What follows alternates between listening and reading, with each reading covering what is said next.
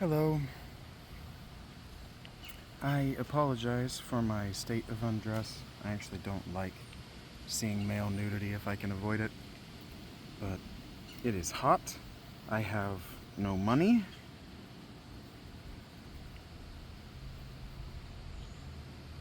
And as much as I could continue reading these books for my own personal gratification, and it would be my personal gratification, God has called me to do this. So, He's called me to do it for YouTube. So, having said everything I have to say regarding my rage and my wrath against this world in which we live, I'm actually going to read something that I hadn't planned to read today. When I was in church this morning, I did a book oracle. Now, I've told you on this channel before what a book oracle is, and you're a fucking terrible listener, so I'll tell you again.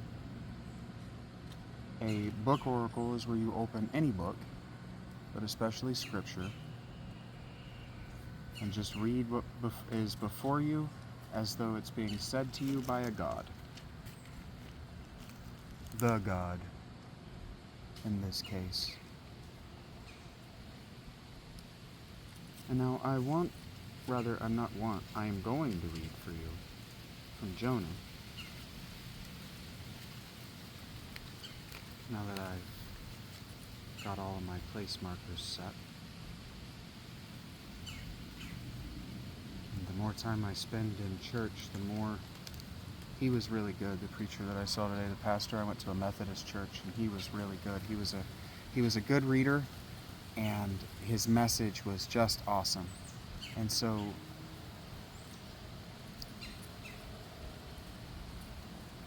I don't remember what context. They were performing a song that we weren't standing for. And so I read. And this is what I read. Amos, chapter 5. Hear this word that I take up over you in lamentation, O house of Israel. Lamentation is... To lament is to basically wail, to be very sad. It's the most extreme form of sadness, effectively. So what he's saying is, hear what I have to say to you in deepest sadness.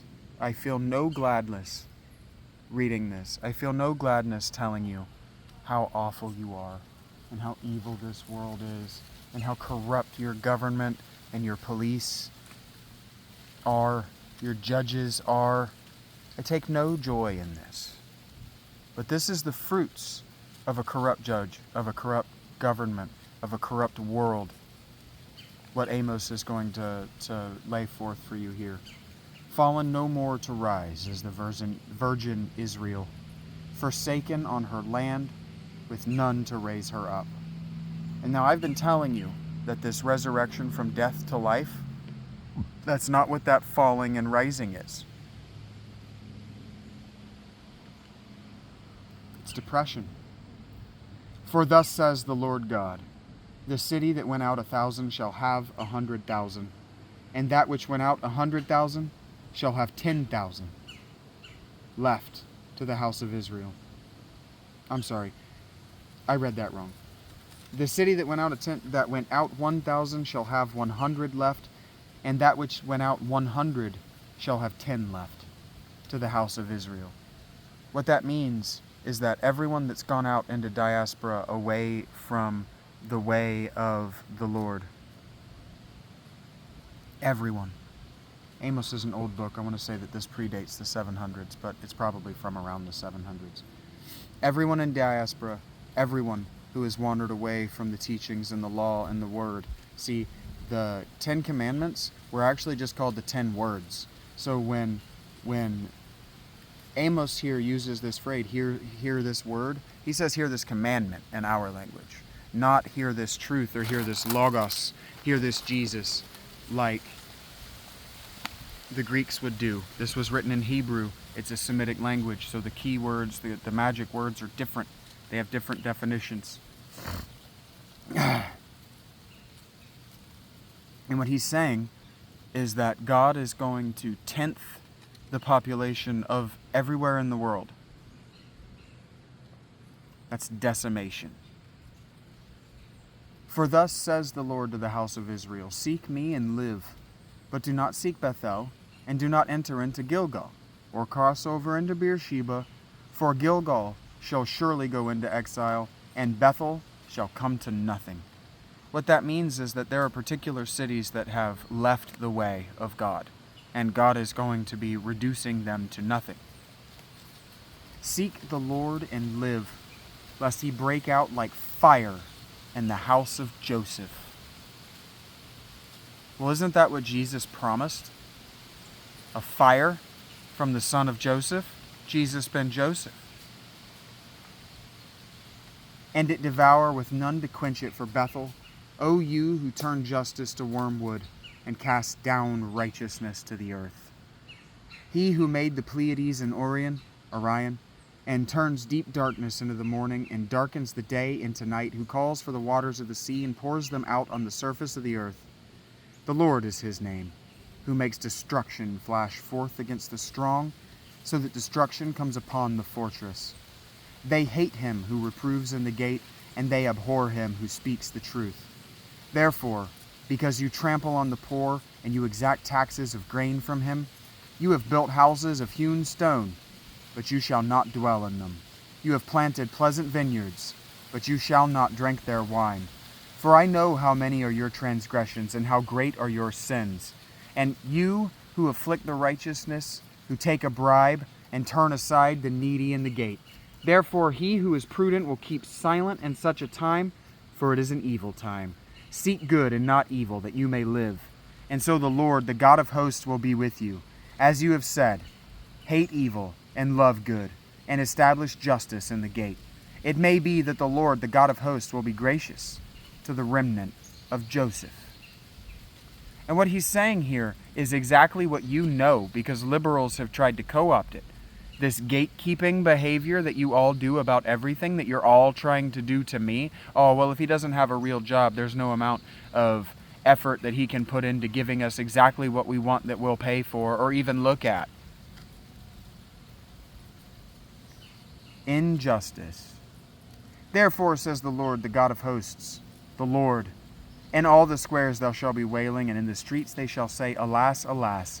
They shall call the farmers to mourning and to wailing, those who are skilled in lamentation, and in all the vineyards thou shalt be wailing. For I will pass through your midst, says the Lord. Now remember, this is Azazel that he's speaking of. This is before all of that. This is the angel of the Lord that is the spirit of death that passed through Egypt at Moses' beckon. You want to know why your economy sucks? You want to know why your kids are dying? You want to know why your health care sucks? You want to know why you suck, why you don't have enough money, why everything sucks? Everything sucks because everything is iniquitous. Everything is evil. Everything is arranged to the self. You are no different. You aren't better. If you're better, prove it. Let's see it. Jonah, chapter 1. Now the word of the Lord came to Jonah, the son of Amittai, saying, Arise, go to Nineveh, the great city, and call out against it, for their evil has come up before me. And that evil can also mean evil, it can mean disaster.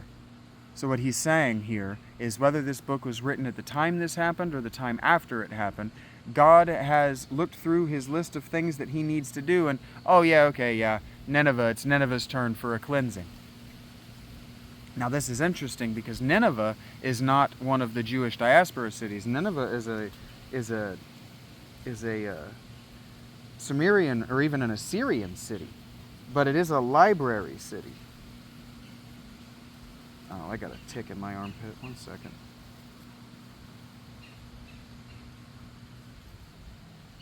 Can't let that be a thing. This is why I wear long sleeve clothes all day.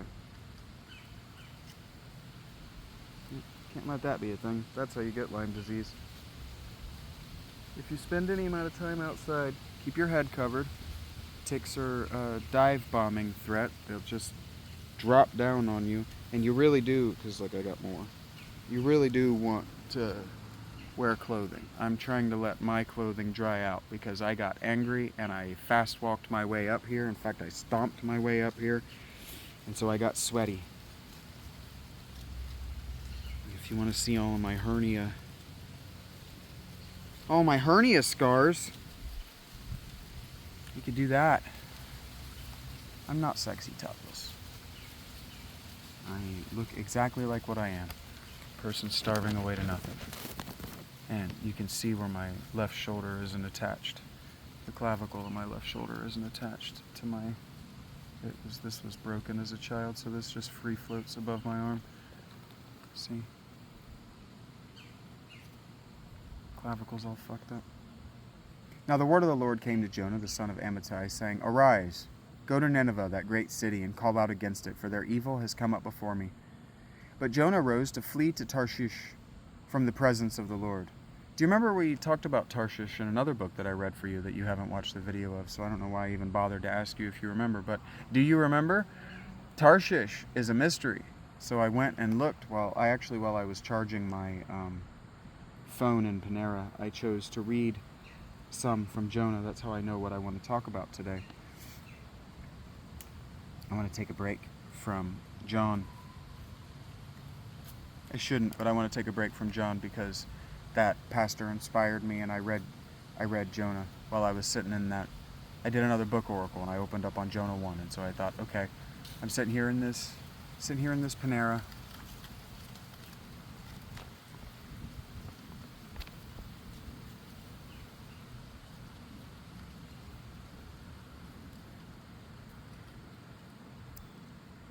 I was just thinking about that chief of police saying that my story changed because I got more specific. Getting more specific is not changing the story. Looking for the change in the story is how you can know when you have a corrupt small-town cop who doesn't know how to do his job, is completely overwhelmed by the job, and just did not want to hear that one of his cops did a shitty thing on a Sunday of all days. Because he's going to have to deal with the mayor. It's still the first week. I guess it's second week of October. He's probably got a whole bunch of bullshit he's got to deal with for the mayor. And his job is probably on the line in November. He's probably going to lose it in November. So what does he give a fuck? They both are, probably.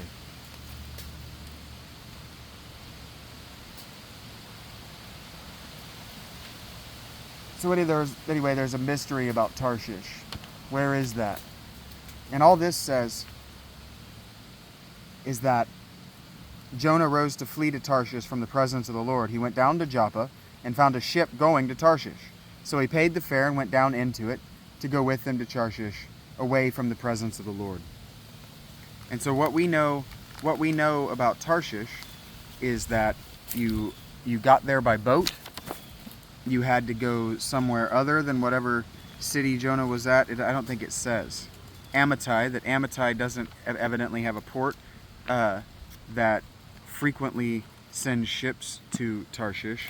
And so what people have assumed is because there's a place called something like Tarseta in Spain, and we know that there were Spanish Jewish diaspora colonies because we know, well, we speculate. I believe that the evidence is strong enough. We know that there are diaspora ancient Jewish colonies in Spain because we know Spanish history, but also because when Jesus recreates this moment that Jonah is about to have, Jesus is going to Spain. Jesus isn't going to Tarshish. Jesus goes to Spain. And so the idea is, we know that first century Jews knew that there were Spanish Jewish diaspora colonies. So they're just assuming here that Tarshish is a Spanish Jewish diaspora colony, the people that make this their primary. But that's not where Tarshish is. Not in my opinion. There's a place called Tarsus in southern Anatolia. Tarsus is is Silesia, I think, is what we call it today. I think it was called Cilicia, or Kilikia. It's Silica, in southern Turkey, right there. So if you know what the Levant and the Mediterranean looks like, the Levant just kind of goes straight up north, and then it just kind of jags out west into Anatolia, and then that goes into all of the islands that are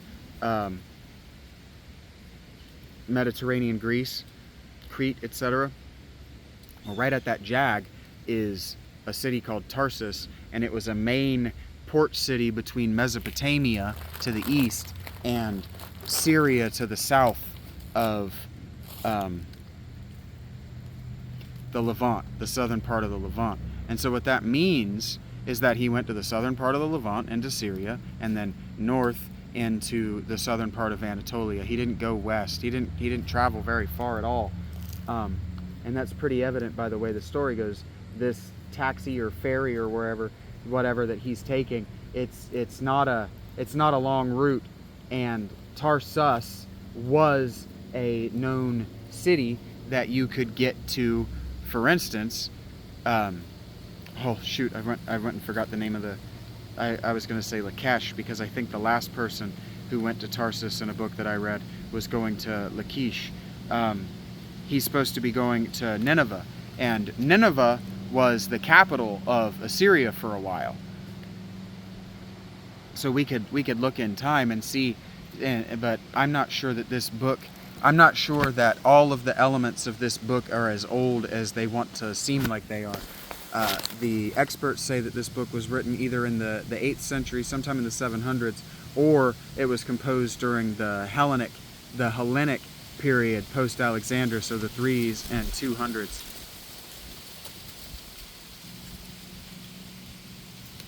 I don't understand why my bottle's not working properly. It must be I must have weight on it or something.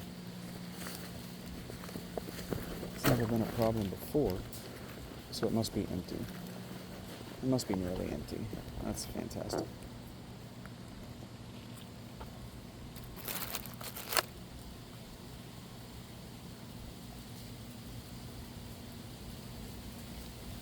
So anyway, if this story has legs, let's say this story has some historicity, right? There was a guy named Jonah. He was called by God to prophesy in Assyria, while Assyria has conquered Israel. So the reason he needs to go and prophesy there is because you've got the 10 tribes of Jews in diaspora in Assyria. So you go to the capital of Assyria, you go to Nineveh, and the other thing about Nineveh is it was a library city. You understand? It was a city built around a massive library. It was a huge city, but the library was a big deal, and so that might be Ashurbanipal's library, I think. And so this might be dated closer to Nebuchadnezzar and the exile in Babylon than it is to whichever king it was. It might have been, if it was Ashurbanipal who conquered Israel, not Judah, Israel in the 700s, then the legs of this story started walking, began their motion in the 700s with Ashurbanipal and Nineveh. I could have all these names wrong. But Ashurbanipal is, his name Ashur is claiming ancestry to the Ashur who founded Assyria. So I don't think I'm as wrong as I'd like to be. I'm trying to do as much of this off the dome as possible to demonstrate mastery. That I do have a thorough knowledge of this stuff, even if I don't necessarily have a complete education. I might need to be quiet. I have a largish creature down the hill here that's making a lot of noise observing me, and I thought I might have a human traipsing around looking for me. I think this is where I'm going to put my, if I get kicked off the spot I'm on now, I think this is where I'm going to put my tent. Now get out of my shoe, ant. I'm gonna end up stepping on and killing you. And I don't want that.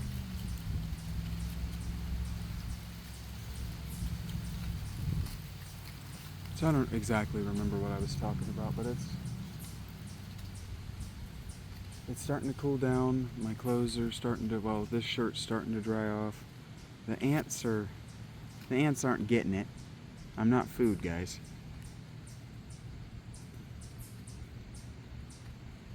And now my mind has cleared enough from my fury and thinking about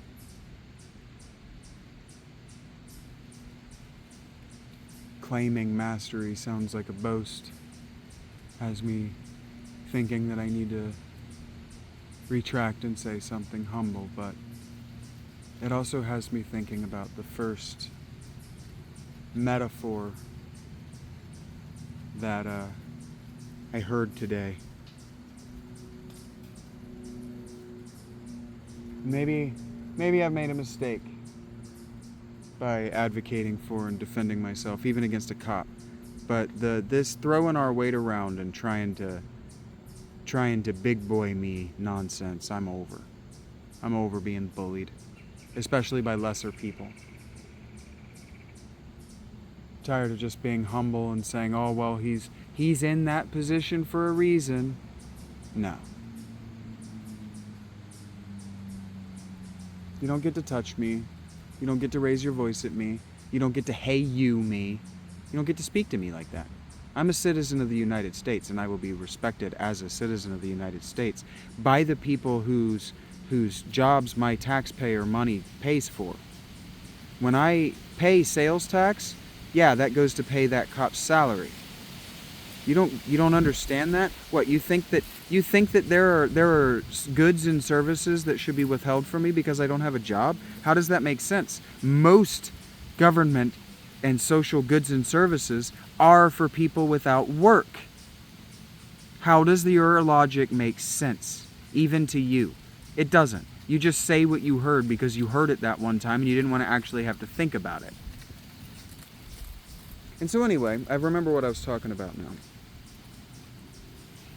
Jonah is probably convinced himself. What's probably happened, if this story has legs, is that Jonah's probably convinced himself that what he's going to do is, instead of just going directly from Joppa to Nineveh, as he's been called to do, that what he's going to do is he's telling himself, well, I'll go north to, damn, I'm really dying on these names. It's almost like they're from languages that I don't speak.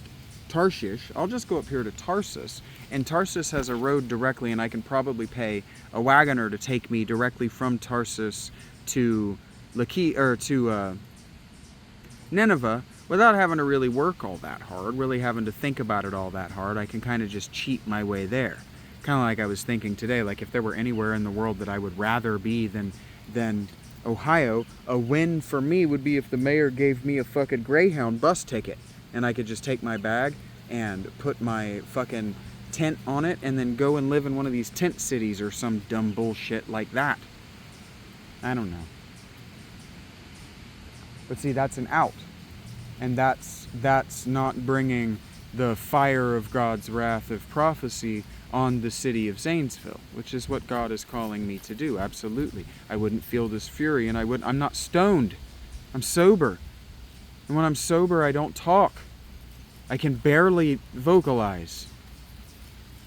And they had me shouting, raising my voice, using the full of my volume. And if you've ever heard me use my volume, I have a lot of it. I've trained my voice. I know how to use it.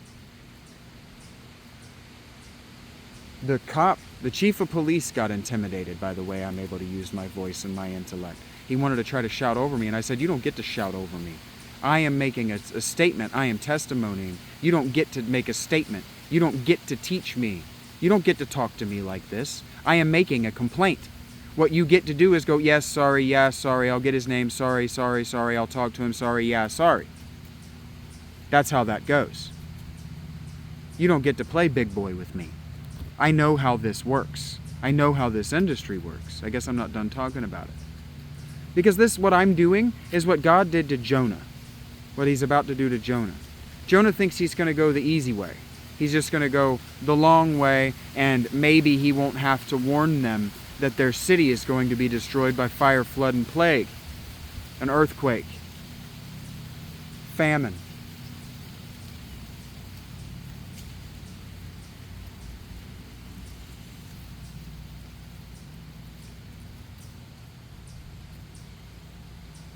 And so I was wondering as I was reading this morning, well, this afternoon while I was waiting on my phone to charge, I was wondering whether I'm not in the belly of a whale.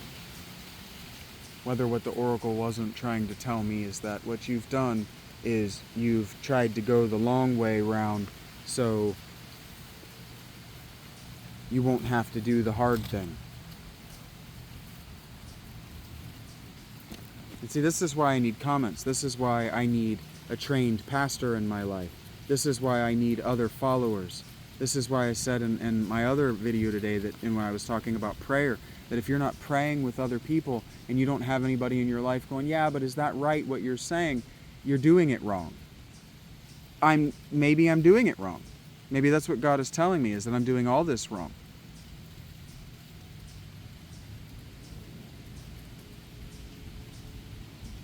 I'll tell you what though. This is still proof of everything I've been telling you. I got kicked out of that McDonald's for seeing and knowing too much. They were intimidated that I'm going to get their jobs. I'm not just going to take their jobs. I'm going to replace all four of them. I could do that job. I could run that store without all four of them, and they'd make more money and have fewer complaints. They get a lot of complaints. The thing is, small towns don't know to just call corporate, and so that's why while I was on the phone and the cop knew he fucked up, because while I stayed on the phone with the manager of the other store, because she was doing what she was supposed to be doing. She kept going, sir, sir, sir, let's breathe, let's be calm, here's what I want you to do, here's what I want you to do. She was actually negotiating, she was actually managing a crisis. Her name is Tammy, and I love her. I would fight and die for her, and that's what I told her. Thank you for giving me just a little bit of compassion. And that's what I asked the cop. I said, why am I not giving any compassion? Why am I not getting any of the benefit of the doubt? Why? Because I've got a loud voice? That's insane. I'm on a phone call, and I want to make sure that she hears me. I want to make sure that everybody in this McDonald's hears me. I want to make sure that all those managers hear what's happening. This is ridiculous. And that's what I said. Why am I being mistreated? Why am I being singled out for mistreatment? Because I spoke up? I wasn't the only person who'd stood there for 20 minutes. That other guy just stood there like a fucking coward and took it. So, you know, being 5'10", 5'11", just under 6 feet, and 250 pounds with a great big bushy beard and your Carhartt and your bullshit that makes you feel like a tough guy, your truck and your truck nuts and your keys on your carabiner and your chain to your wallet, you're a fucking pussy. Just like that cop. That cop backed all the way away from me because I was about to put hands on him, and he knew it. And he was gonna lose. All those show muscles are exactly that. Show muscles.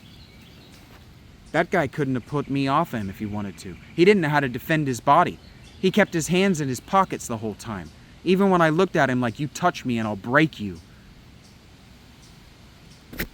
Not the whole time. After I made it very clear that if he touched me again, I was going to put hands on him. It was going to be a very real fight for his life.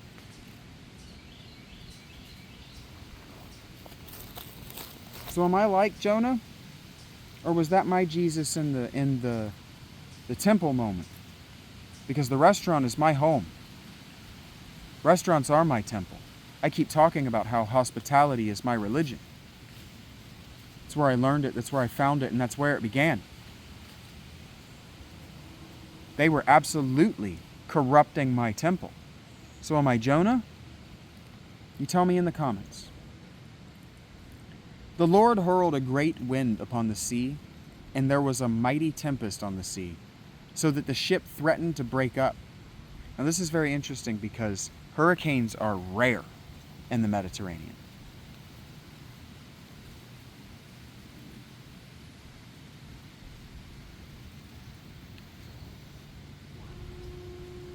I'm getting stoned.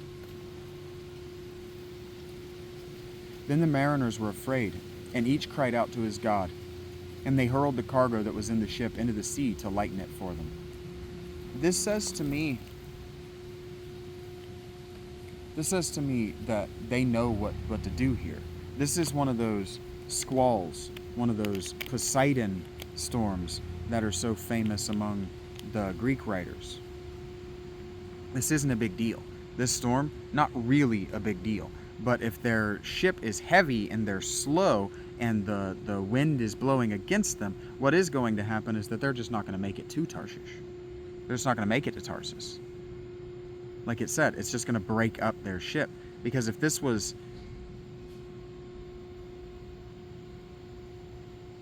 Frankly, if this was pre-Periclean Athens, they're riding on Phoenician boats. And those Phoenician boats were basically giant rectangles. They were extremely unstable before the quadrireme. Extremely unstable. They were basically giant rafts, giant hollow rafts.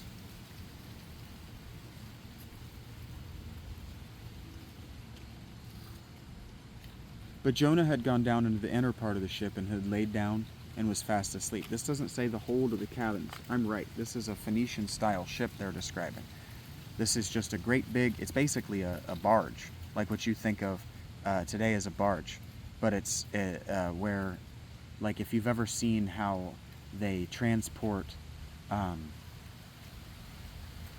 all those big rectangular boxes, like train cars. I don't remember what box cars, it might be what those are called. They transport them on basically great big rafts. They stack them up. And then if you imagine that with a ceiling on it, that's what we're talking about. And so Jonah had gone down into the inner part and doesn't know what's happening and was asleep. So the captain came and said to him, "What do you mean, you sleeper? Arise, call out to your God. Perhaps the God will give a thought to us that we may not perish." So they recognize that this is a prophet of the one God, that this isn't a priest of some temple god, which means that we're probably in the pre-temple period of Jerusalem.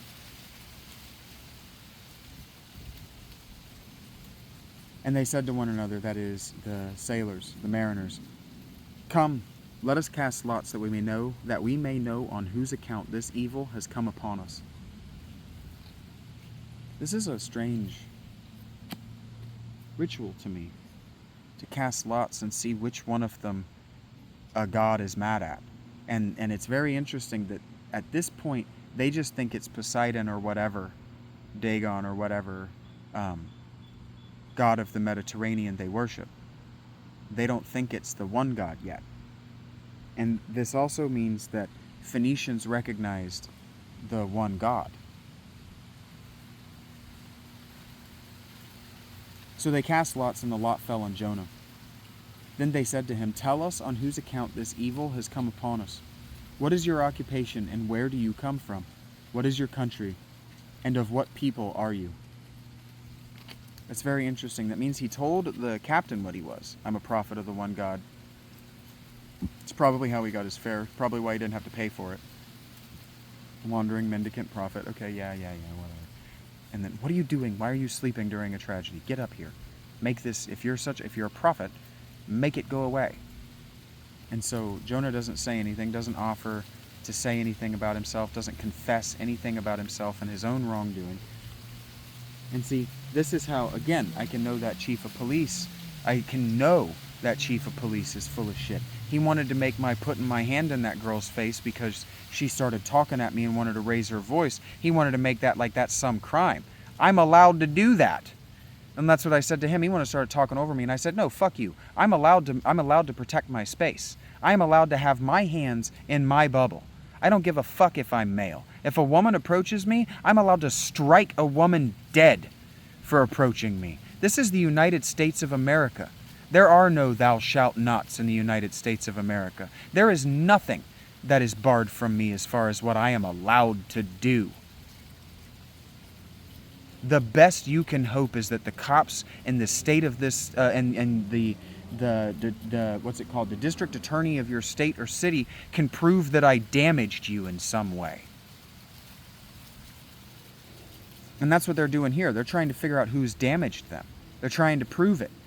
Okay, well, you got the short straw. Who are you? Where you come from? What do you do? Why is all this happening? You explain it. And there seems to be a magic and efficacy to that magic that I actually kind of like. It kind of reminds me of the lottery, that short story. Jonah said to them, I am a Hebrew, and that doesn't mean an Israelite or a Jew, a person from Judah. What Hebrew means is that he's a trained professional of the law of Moses, is what that means. Now, it wouldn't be called the law of Moses, but he's a trained professional, a trained prophet. Hebrews were trained. That word effectively means what Jesus' dad was called. It means a worker. It means a skilled worker. I'm a skilled worker, and I fear the Lord, the God of heaven, who made the sea and the dry land. Then the men were exceedingly afraid and said to him, What is this that you have done? For the men knew that he was fleeing from the presence of the Lord because he had told them. And so the presence of the Lord here matters. This really matters, because this is a time when the Lord God, Yahweh or El or whatever name he has before this was attacked by the redactors, just maybe even the one God, or even back when the name was unpronounceable and unmentionable and entirely secret before it was revealed to Moses. That means he had a domain. The presence of a god is the radius over which they look.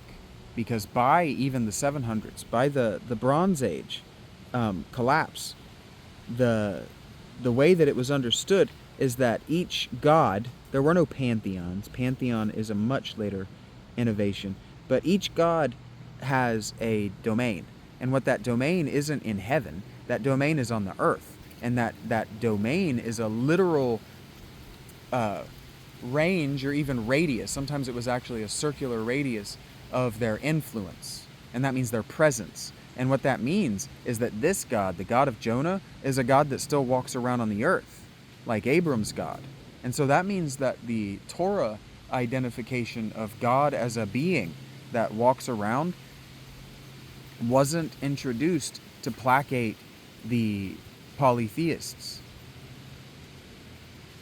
That's just what he was originally, because this God was a God that could be sat on a pantheon in the future. This is a God that could sit at the top and had a family and adopted sons and armies and all of these things. This might be the Lord of hosts originally, because I do think that these first 2 chapters of Jonah, I do think these have legs into antiquity. Maybe even deeper than 700, maybe even into the Bronze Age period. Then they said to him, What shall we do with you, that the sea may quiet down for us? For the sea grew more and more tempestuous. He said to them, Pick me up and hurl me into the sea, then the sea will quiet down for you. For I know it is because of me that this great tempest has come upon you. That's very interesting. Plato was also expected to determine his own sentence.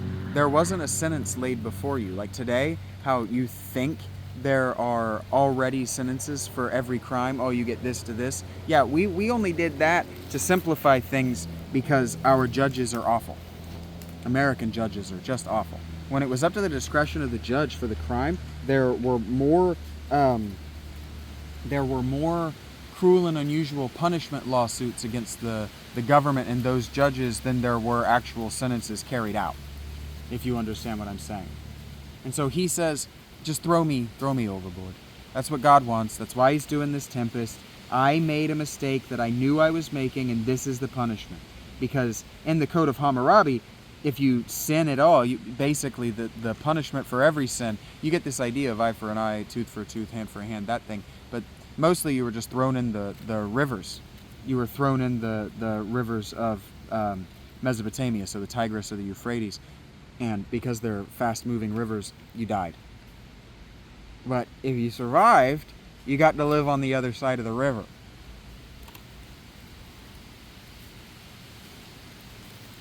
It's so like in Egypt when they did that, they threw you on the west side of the Nile. Well, the west side of the Nile is a dead desert. Good luck living out there. They literally called it the land of the dead. So good luck. Good luck to you. We're not helping. You couldn't figure it out before now, you probably just deserve death. You know, it's funny, I was talking to one of the guys that worked at that McDonald's who was watching me have my freak out about their behavior and smiling, actually, because they deserved it, was saying the same thing, that most of the people that worked at that store hadn't figured it out yet and deserved death as a result of their bad behavior. This is the way it used to be. Nevertheless, the men rowed hard to get back to dry land, but they could not, for the sea grew more and more tempestuous against them. What that means is that the wind is blowing in the direction they're trying to sail, so the water is cresting probably contrary to their boat, probably crosswise to their boat.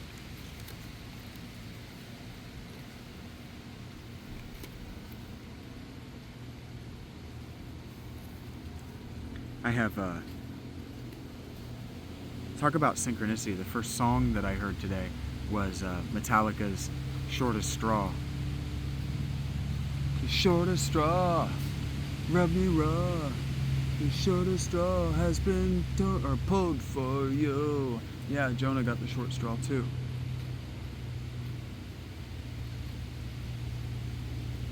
I don't see humans, and I would be invisible over here. They would not be able to see me. I'm right behind a tree and everything. It's just amazing how much things falling out of trees sounds like human footsteps. 2 or 3 footsteps. But that's why when you're paranoid and alone in a solitudinous, that is, a forest so deep you can take one step off the path and be entirely alone of human beings, even if you were with people. That's what a solitude means. And so when monastics like me used to go into the woods, we weren't looking for solitude, we were going out into solitude.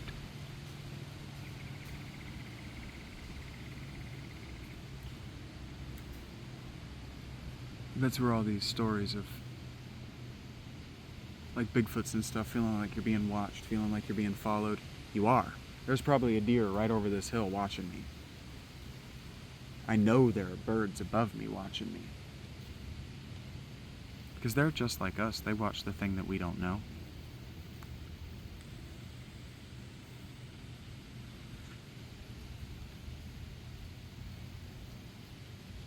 I don't know why that dumb bitch wanted to start on me. Comes out into the dining room and starts telling me that I'm lying, saying that the story went some other way. I waited 25 minutes. And she tries to pull oh, I'm sorry, I didn't help you either. Yeah, you didn't try to help me either. You just ignored me because you think, oh, he's here all the time. He's homeless. He'll just wait. Unacceptable. Yeah, I'm going to be thinking about that because I'm thinking about it in comparison with this book. He knew he had done wrong, and they asked him, well, what are we going to do? And he volunteers his punishment. And they say, no, we're not going to do that, because that's mercy.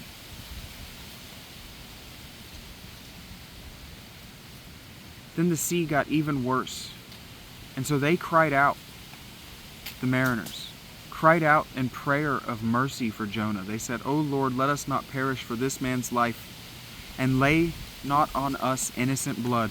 For you, O Lord, have done as it is pleased you. O Lord, have done as it pleased you. What that means is that these men supplicated to the highest God right there and then. The God got converts right there, right then. And what they're asking is, if we throw this man overboard and he dies, please, please, do not make that a sin of murder on our souls. Because as I've told you, before Jesus, there was no psychopomp. This is significantly before Jesus, even if it's in the 200s and 300s. Even if it's contemporary with the creation of the Torah has no psychopomp. In fact, the Torah is kind of denying the Egyptian attempts at psychopomp that were happening once the Hellenes got down there. Please, Don't murder him. Don't kill him. Don't let him die. But if his being on this boat is the problem, he gotta go. Well, was my being on the boat the problem this morning? Or were those women the problem? Was that gay man the problem? Are all gay men a problem? Ask yourself. Are people who want to cause drama and make storms and otherwise calm seas normal trade interactions? Are people who create drama, who create tempests, when all you're trying to do is get from point A to point B? All you're trying to do is get your lunch, and they make your day worse. Are they Jonah? They're the people that should be thrown off the boat, right? Not me. And then when you throw them off the boat, because the reason they still have that job is because the manager feels like it'll be murder, because who else will hire them? Well, O Lord, let us not perish for this man's life. Let me not lose my job if I'm that general manager. If I'm that chief of police, if I'm the mayor, let me not lose my reputation for this one shithead.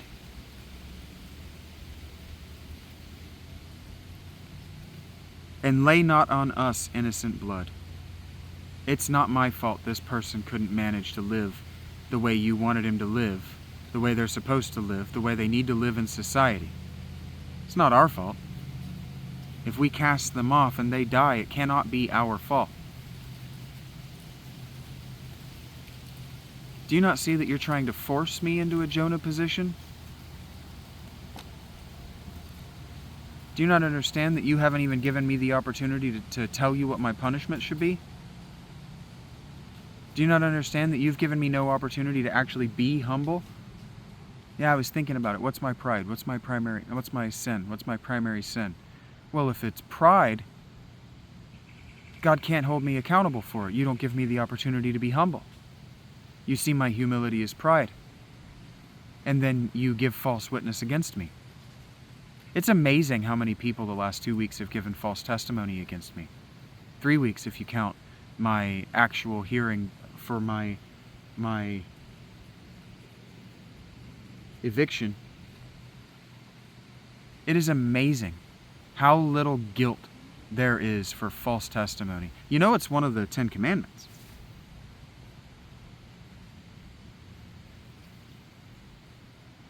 Not bearing false witness, not lying. But false witness is different than just lying. False witness is telling a person in a representative role of authority that someone has done something to damage you that they haven't done. I didn't do anything to damage anybody today. That woman approached me. I'm allowed to tell her to get out of my space. And she's not allowed to tell me what I'm not allowed to do, especially if she's going to try to take a threatening position. You get that hand out of my face as a threat. You're not my mom. You tell me to get my hand out of your face, you're telling me that you're going to put your hands on me. That's a threat. If I don't, what are you going to do? Well, you're going to lean back and make a big dramatic effort like a big dumbass. And then what's going to happen is what happened. When she put herself back upright, my face was right there, and I said, "Fuck you, bitch," so she could taste my spite and my hate and my breath and the heat of my breath on her face. And then I just kept walking. And then she turns around and goes, "Wanna fuck you?" And I said, "I already got there, dumbass." Copycat. Copycat insults, man. That's why you think the British are so good, because they just call each other food items. And you're like, "Oh, wow, that's so impressive." Yeah, you're an absolute crumpet. Well, you're a biscuit. What's that even fucking mean? Shut the fuck up. Let us not perish for this man's life, and lay not on us innocent blood, for you, O Lord, have done as it pleased you. And I'm going to tell you right now, I'd have been acquitted if that cop put his hands on me. So they picked up Jonah and hurled him into the sea, and the sea ceased from its raging. He wasn't in any danger anymore. Then the men feared the Lord exceedingly, and they offered a sacrifice to the Lord and made vows. Right there on the spot. All those goods that they'd thrown over, they understood to be sacrifices to the Lord, and they made vows to the Lord God to hold him as the highest of all gods. Right there on the spot, God made converts.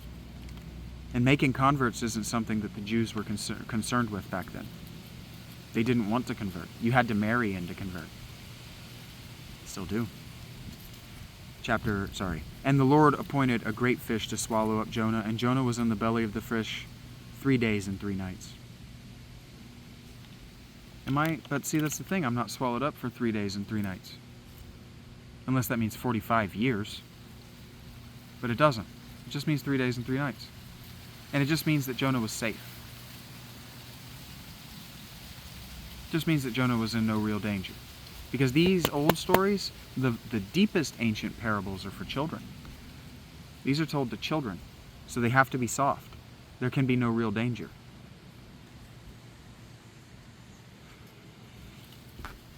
The stories with the ancientest legs. There has to be the threat of danger, but no real danger. You can't put your main characters in very real danger in children's stories, or you'll pathologically terrify your children like every fucking cartoon has done since the 1970s. Because the storytellers of cartoons for children have been envious that they weren't telling stories for adults, and so they've made them way too dark, way too violent, way too philosophical, and way too psychedelic. Chapter 2. I believe that this is probably what the narrative was around, is this song was probably so old. This hymn and this prayer is probably so old, like I told you yesterday when we were talking about the very oldest stuff, like the quotations from Jesus and the very oldest pieces of Gilgamesh. The very oldest stuff is songs that were composed by women, grandmothers. And this is the song. I called out to the Lord out of my distress, and he answered me. Out of the belly of Sheol I cried, and you heard my voice. Now, Sheol is not the belly of a fish. Sheol is the underworld. It's effectively Hades. For you cast me into the deep, in the heart of the seas, and the flood surrounded me. All your waves and your billows passed over me. Then I said, I am driven away from your sight, yet I shall again look upon your holy temple. And that suggests to me that Sheol here may have been a metaphor for his life before he was sent to Nineveh. We don't know. The story doesn't give us that backstory. They didn't need to give us all of the backstory of Jonas's travails because they had the song, and they just needed to justify one of the things, the important part of this, and that's this. Then I said, I am driven away from your sight, yet I shall look again upon your holy temple. The waters closed in over me to take my life. The deep surrounded me. Weeds were wrapped around my head at the roots of the mountains. I went down to the land whose bars closed upon me forever, yet you brought up my life from the pit. O Lord my God, when my life was fainting away, I remembered the Lord, and my prayer came to you, into your holy temple. Those who pay regard to vain idols, forsake their hope of steadfast love. But I, with the voice of thanksgiving, will sacrifice to you. What I have vowed, I will pay. Salvation belongs to the Lord. And the Lord spoke to the fish, and it vomited Jonah out upon the dry land. So I believe that that was an addendum, but I do believe that these first two chapters, these first two scrolls, effectively, of Jonah. I'm trying to sit where this light is. As the sun sets, it's behind me in an unpleasant way that hurts my eyes.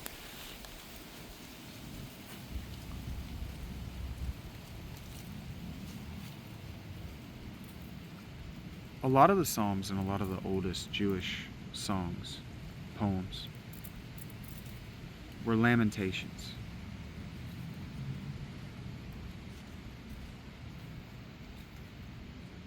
Crying out to God for help. Prayers used to be written down like this because they believed that the art of writing it down made the prayer a talisman, and then you could wear or hide or bury the talisman somewhere, and that would draw God's attention in some way. Maybe one of the spirits of the earth would take it to him, or Who knows what their thinking was? They don't tell us what their thinking was. They didn't need to tell us the why. They understood their why. And when they were still practicing these things large scale, they weren't interested in answering the questions of why scientifically the way we do. They were interested in answering the question of why through parable and folk narrative. That's everyone, not just the Jews. 3. Jonah goes to Nineveh. Then the word of the Lord came to Jonah the second time, saying, Arise, go to Nineveh, the great city, and call out against the message that I tell you. Call out against it the message that I tell you. So Jonah arose and went to Nineveh according to the word of the Lord. And now I want to be very clear. God is always clear. Among his prophets, among those who have a relationship with him and hear his voice, what I felt where I didn't even know what I was saying, I was just speaking, that's not rage. I know the difference in rage. Rage, I black out. That was prophecy. I spoke the fire of the breath of God.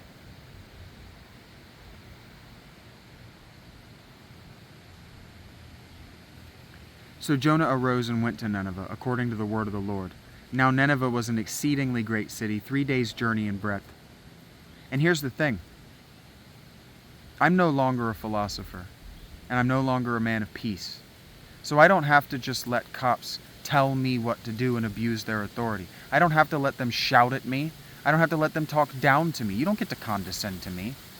You don't get to condescend to me, and you don't get to decide what happened. You're a cop, not a judge.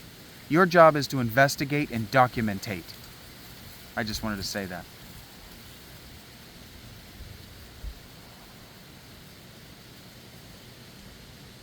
Jonah began to go into the city, going a day's journey. Now it's 3 days in radius, diameter.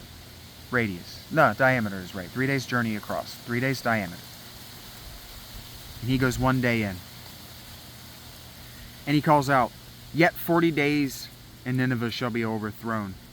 And the people of Nineveh believed God. They called for a fast and put on sackcloth, and the greatest of them, from the greatest of them to the least of them. Now, do we believe that? Or do we believe that the Jewish population of Nineveh, because he probably went to the library district, did that? The word reached the king of Nineveh, and he rose from his throne, removed his robe, covered himself with sackcloth, and sat in ashes. And he issued a proclamation and published through Nineveh, and he issued a proclamation and published through Nineveh. By the decree of the king and his nobles, let neither man nor beast, herd nor flock taste anything. Let them not feed or drink water, but let man and beast be covered with sackcloth, and let them call out mightily to God. Let everyone turn from his evil way and from the violence that is in his hands. Who knows? God may turn and relent and turn from his fierce anger, so that we may not perish. When God saw what he did, how they turned from their evil way, God relented of the disaster that he had said he would do to them, and he did not do it. Now today, there's no way to know whether this is an historical story from the way I'm doing this. I'm not an Assyriologist, and I'll look after this maybe and take some notes and see if there's any historicity to be found. But it's not going to be the kind of thing that I can find for free or easy, and I've only got 60% battery to last me the rest of the day.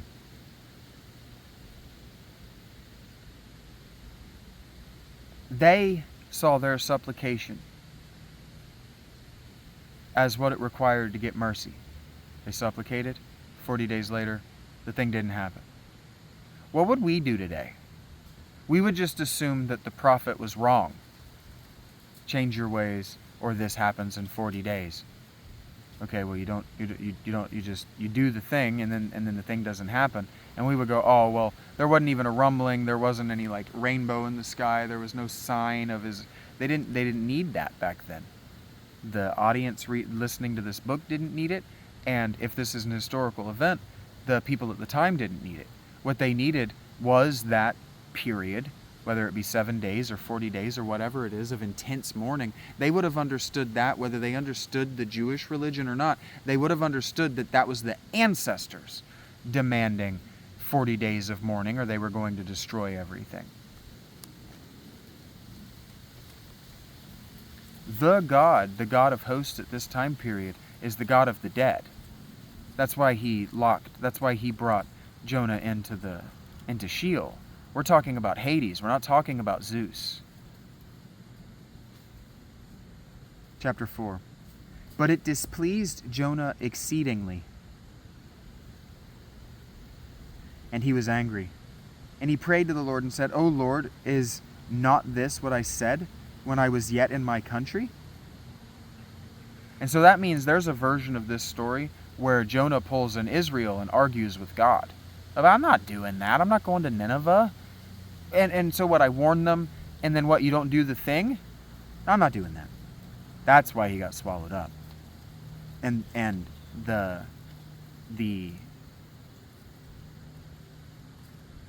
character limit and writing in Hebrew back then, they were trying to write with as few words as possible. You got to carry all these books. You got to carry them around everywhere you go. Every book you have, every book you write, every book you copy, every book you keep, you have to carry. And every book that this gets heavy after a while when you're talking about animal skins and big-ass scrolls. We're not talking about codices like this, little books. We're talking about big scrolls, handwritten.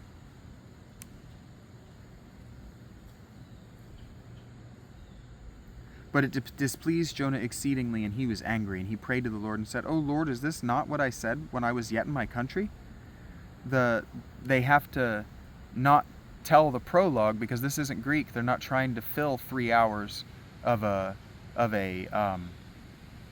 festival, of a theater, right? They're not doing a theater performance. You're trying to get people in and out of the worship ceremony. Just like today, the pastor only read maybe 10 verses of, maybe 20 verses of James, and that was the hour service. And he did a brilliant job of circling around and bringing the point home and repeating himself, but he didn't do what I'm doing, where he goes through and he shows all the blinding, dizzying array of metatextual connections that prove that Luke, or James in this case, weren't the only person that thought these things, that there's an antiquity to this, there's a method to this that goes back long before there was anyone who was called Jewish.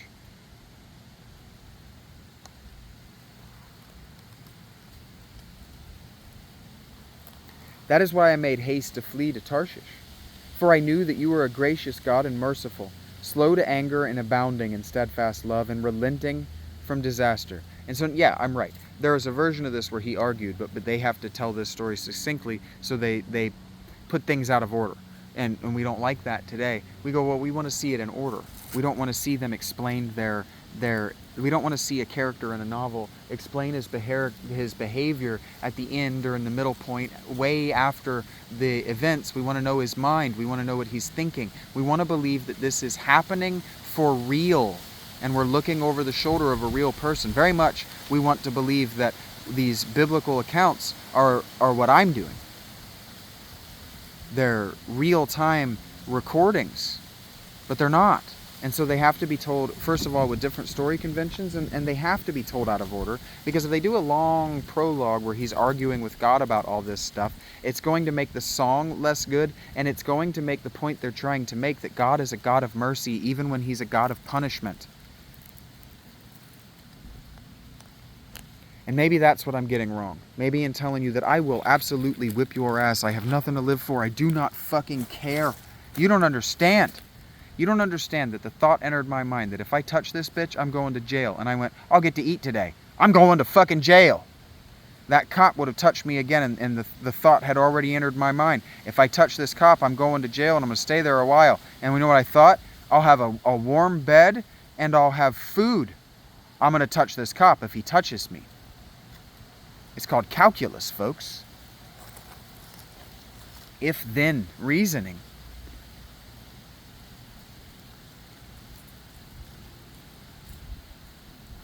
And it's about committing and having a spine. I did nothing wrong and I was mistreated, and nobody could explain to me why I was being mistreated exactly. I was being mistreated because I had been asked to leave the store, but that happened subsequent in time to me saying that I was done being mistreated. So I was kicked out of the store because I said I was done being mistreated. I was done watching you do a bad job. Where is the district manager in all this? Where is the store manager? Who is watching their CCTV? And see, that's the thing you don't understand. As a general manager, that CCTV is the eye of God. It's everything. You don't know how many times I used politeness and killing a customer with indifference. I can't help you with that. I can't help you with that. Sorry, I can't help you with that. There's nothing I can do about that. Sorry. Exactly what the woman that I spoke to with today. But here's how you can. Well, this is what you could have done different. How many times I used that to get people screaming mad, throwing a fit, breaking shit, throwing things around because they were on camera. I was on camera. That cop knows. All he has to do, that cop and that chief, knows all he has to do is get that CCTV and check my story, and he's got a serious problem on his hands. He knows all he has to do is look at that guy's vest cam, and he's got a serious problem on his hands. He's about to have a class action lawsuit, because I'm not the first person those people have mistreated. I'm not the first person that cop has mistreated. I'm not the first person that chief has hung up on. You're not allowed to do that. In customer service, you're not allowed to hang up. You will lose your job if you work as a customer service rep, one of those call-in centers, and you ever hang up. You ever notice that bankers and whenever you call those customer service, they can't hang up? They have to remind you if you take a while to hang up. You have to give them permission. Okay, you can hang up. It's going to take me a second. Because they're recorded. That call to the cop, that was recorded. He fucked up, and he knew he was fucking up. He knew he was fucking up. And he had to get off that call. As soon as I said, you owe me reimbursement for this, both of those people knew they done fucked all the way up. Because they count those reimbursement coupons. McDonald's counts how many of those go out. They count how many come back. They count where they're spent. So if you get a free McDouble coupon for bad service, and then you spend it at a different store, the store you got it from is punished. Those corporate stores aren't paid like franchise stores. Franchise stores make their money. Corporate pays on a structure based on how many complaints you get. They done fucked all the way up today. All the way up. You don't know this. You should know this. Those surveys that go out, fill those the fuck out. If you put anything less than a 5, somebody's getting fired. That's real. And it should be. It should be exactly like that. Because if you get anything less than a 5 from a corporate store, someone needs fired. It has to be uniform. The service, the standard has to be uniform. That's why I tweeted to McDonald's that Macy was a brilliant brand ambassador. She's the only person I've engaged with in that store that's made an effort. And she's the one person in that store that I've seen that is actively abused. Think about that. Abuse is not character correction. Abuse is abuse.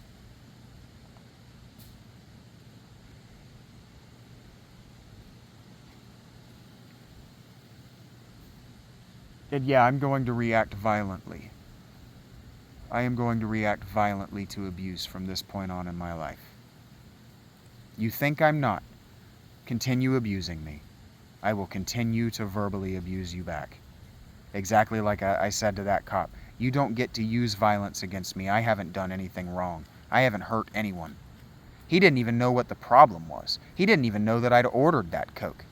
I said, no, I'm going to sit here at this table and I'm going to finish this phone call with McDonald's.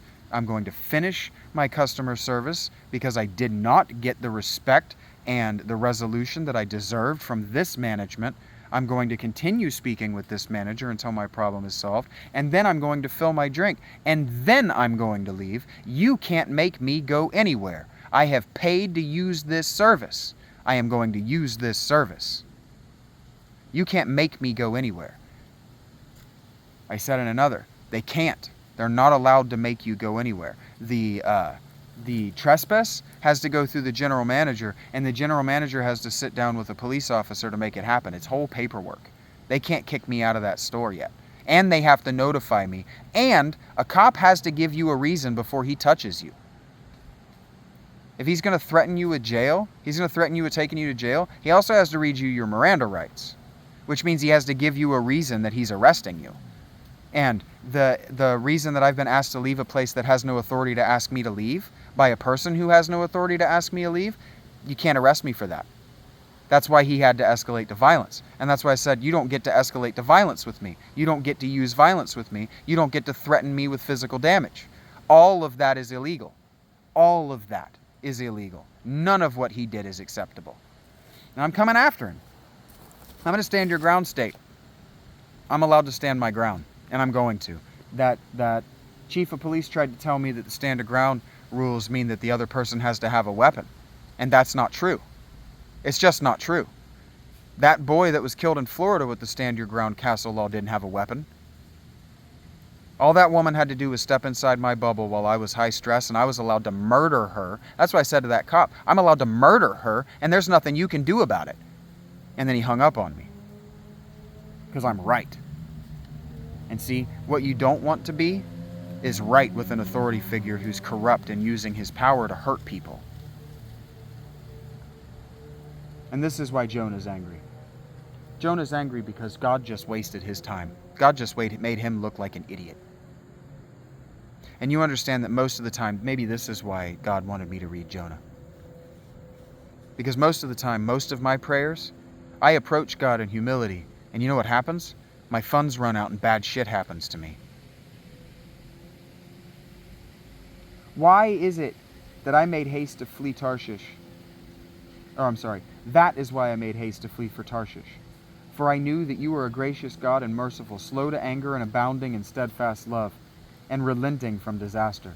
Now, I don't believe this is contemporary. I believe this is Helene. Therefore now, O Lord, please take my life from me, for it is better for me to die than to live.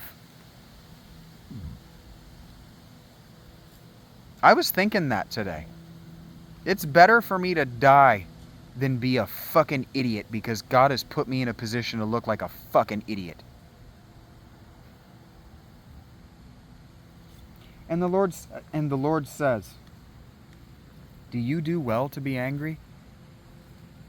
Jonah went out of the city and sat to the east of the city and made a booth for himself there, like I have done to the north of the city. He sat under it in the shade, like I'm doing right now, till he should see what would become of the city.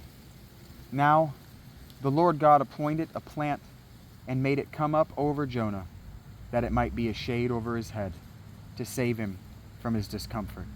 And now we get to another synchronicity in my life. I told you the first line, the first metaphor that I heard today was, and let a tree grow under me. And that's what God did. God caused a tree. But notice they say plant and not tree, because they don't want you to think of a terebinth or an oak or an ash or a tree. They don't want you thinking here of the goddess. So Jonah was exceedingly glad because of the plant. It's actually, honestly, it's probably a cannabis bush. So when dawn came up the next day, God appointed a worm that attacked the plant so that it withered. When the sun rose, God appointed a scorching east wind, and the sun beat down on the head of Jonah so that he was faint. And he asked that he might die, and said, Is it better for me to die? It is better for me to die than to live. But God said to Jonah, Do you do well to be angry for the plant? And he said, Yes, I do well to be angry for the plant, angry enough to die. And the Lord said, You pity the plant, for which you did not labor, nor did you make it grow, which came into being in a night and perished in a night. And should not I pity Nineveh, that great city in which there are more than 120,000 persons, who do not know their right hand from their left, and also much cattle? Yeah, that's an addendum. That's tacked on because it just sort of ends. What that means is that the song is ancient, and everything else is tacked on to make the song make sense because they no longer understood the song. Much like what Jesus is saying, much like what we read yesterday in the Torah, where Leviticus is explaining the scapegoat. God scapegoated all of Nineveh in that story.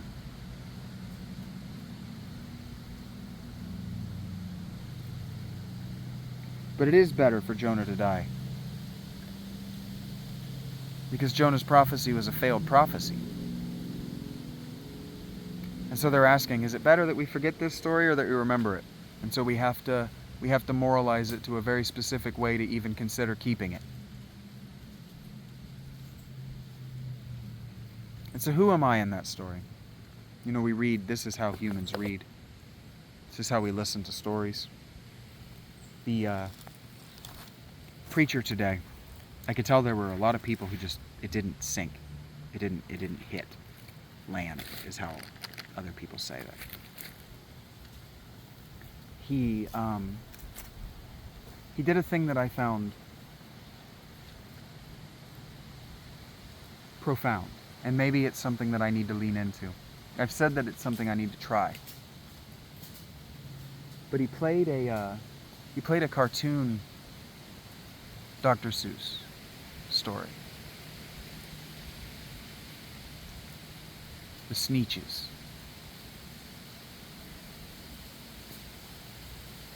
Now you don't need to know the Sneetches story, I'll tell it to you. Basically, Dr. Seuss is telling a story about how capitalism isn't the problem.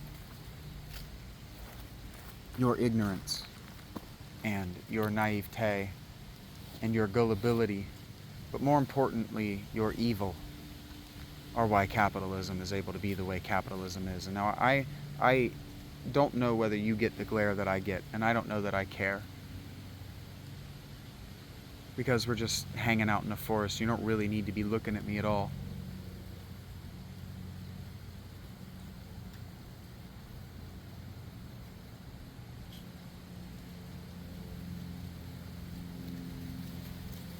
But basically the story goes like this. There's this tribe of people.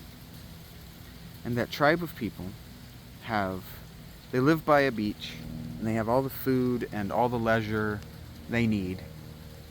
But because of a weird fluke in genetics, they've stratified these bird people. They've stratified their civilization among people who have a star on their belly and people who do not have a star on their belly. And now if you know Dr. Seuss, he's obviously thinking about Nazi Germany. But what he's thinking about Nazi Germany is that it was actually American corporate types. It was actually American tycoons who allowed the Nazi machine to become what the Nazi machine became. It was actually British and French nobility who allowed Nazi Germany to become what Nazi Germany became. Dr. Seuss is thinking that same thing that the author Jewish of, I think Dr. Seuss might actually be Jewish as well. The author of They Thought They Were Free. I must have sat down right on an ant's nest or something. I keep doing that. Sitting down right on black ants' nests. It's not fire ants, those motherfuckers will bite you.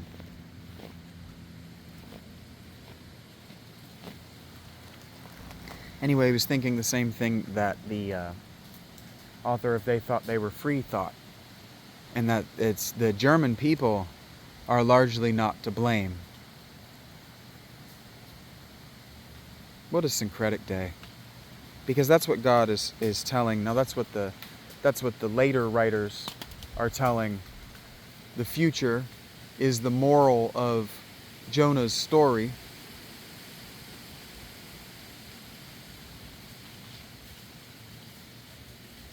Because there's a version of that where the people of Nineveh, the Assyrians, the Babylonians, say, yeah, well, Nineveh's outside the domain of your God. And so this book almost becomes necessary as a counterfactual to that.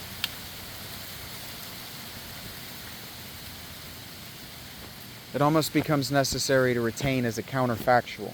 And then you can do exactly what's been done, and you can make the claim that the presence of God is a metaphor for his influence. And then when the Torah says that God hardened Pharaoh's heart, you can understand that even though God's presence is supposed to only be in the Levant, it's wherever his prophets are too.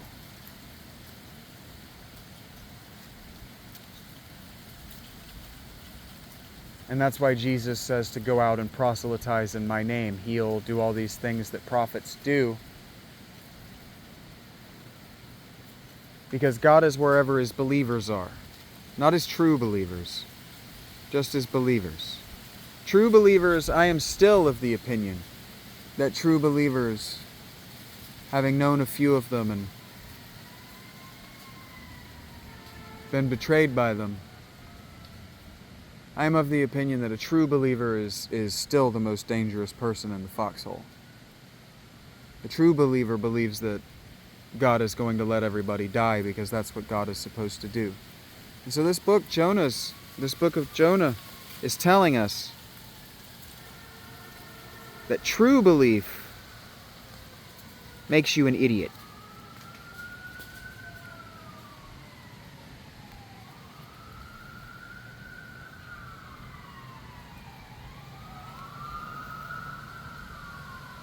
Cops in this town stay so busy with dumb bullshit.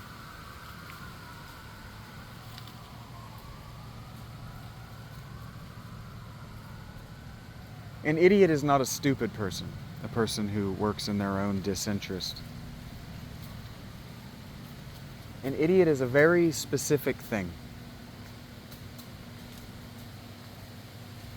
It's very similar, you might notice, to the word idiom. An idiom is word or manner of speech. So an idiot is someone who, when they speak, says nothing. A fool is someone who, when they speak, takes you a few seconds to figure out what they're trying to say, because they're saying it to be humorous, so that the blow is softened when it reaches your nose. It's more of a flick, or even what I did to that dumb bitch. I remember Talk to the Hand. You motherfuckers don't know me. Talk to the hand, whore. I remember what civilization used to be like.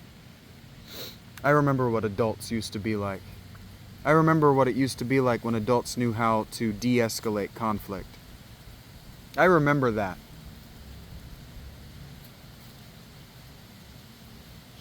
You all talk about it as a mimetic, especially you Gen Xers. Millennials don't really remember it because millennials are too stupid and blind.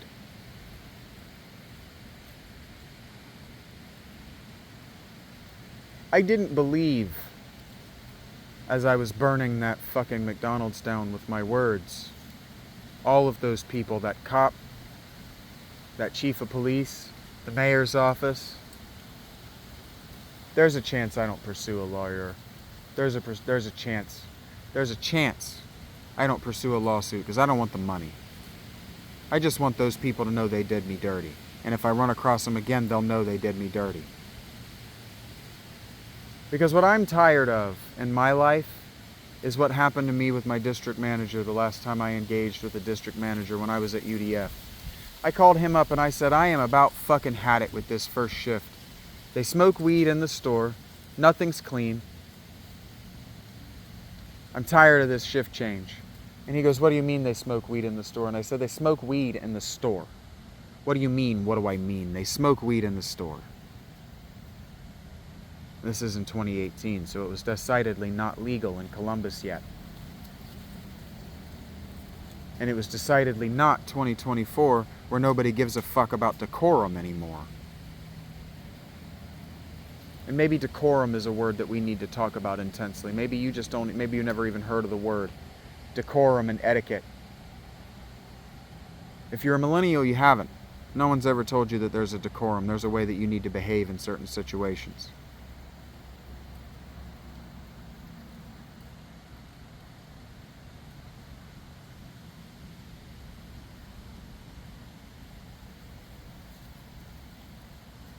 I've gone and forgot what I was talking about.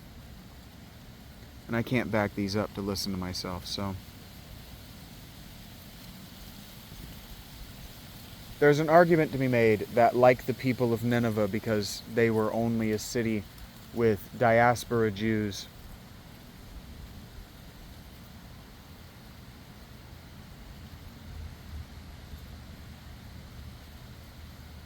it's not really their fault. The way the government and the way the religion behave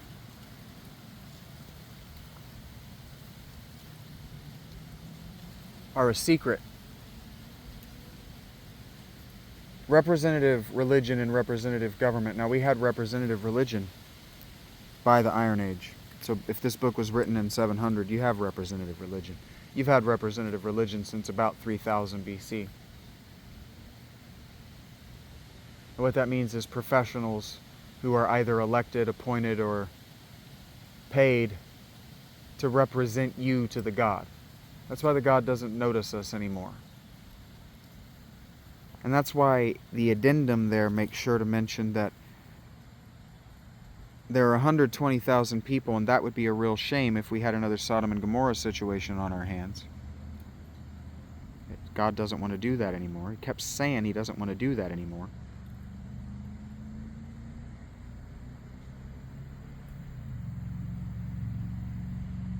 But more importantly, don't they have a lot of cattle? And that's a hint. Because this book, I'm wrong. I was wrong. This book is about proselytization. This book is about growing the tribe, growing the faithful. It's about turning believers, it's about turning true believers into believers. A true believer takes everything literally. Everything that's written down. They just take it literally. And so they're ignorant and they're naive and they're idiots when they speak. They just read the text and they have nothing to add to it. They don't know how to say, well, what that means is. They don't know how to simplify it into modern language. They don't know how to simplify it into the language of a child. And so the pastor actually showed that video today at my church. He showed that video at the beginning. After the songs were sung, he brings all the children who wanted to be a part of the church service up to the front. He did a little question and answer with them. And I don't think how he ended that, I don't think that's what he meant to do. Because he made eye contact with me. And I was weeping copiously. I think he knows I was weeping copiously. I don't know how you couldn't. I had tears streaming down my face as I was walking out the front of the building. I was deeply affected. Not just spiritually, but religiously. I felt my God.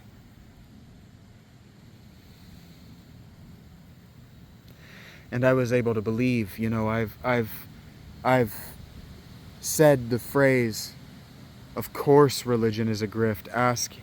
Of course.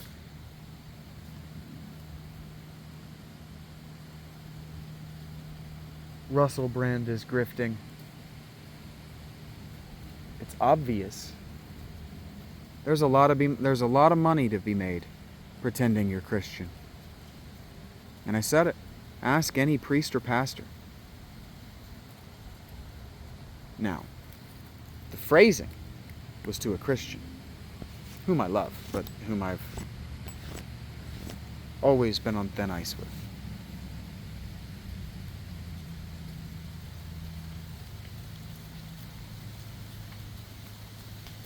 And what I wanted him to think is that I was being roundly critical of the priest and pastor hierarchy, let's say. The representative religious hierarchy, to use the highfalutin language of this piece that we're making, that you're watching. Now see, I'm recording it, but you're making it happen by watching it. Do you understand that together we are making this channel? a thing. A thing is a collection of minds.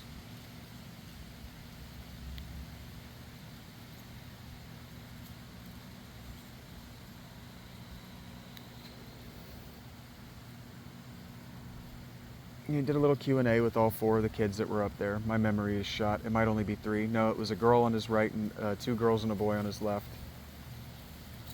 And the one girl was either young enough or at that age, and I could tell that she was more this other thing than the other, where she was experimenting with her personality. She was about 6 or 7. And her personality was defiance and disgust, but defiance, disgust, and impatience, and he didn't say anything about it. He didn't counter her for it. But you learn that those facial expressions and that body language from your mother.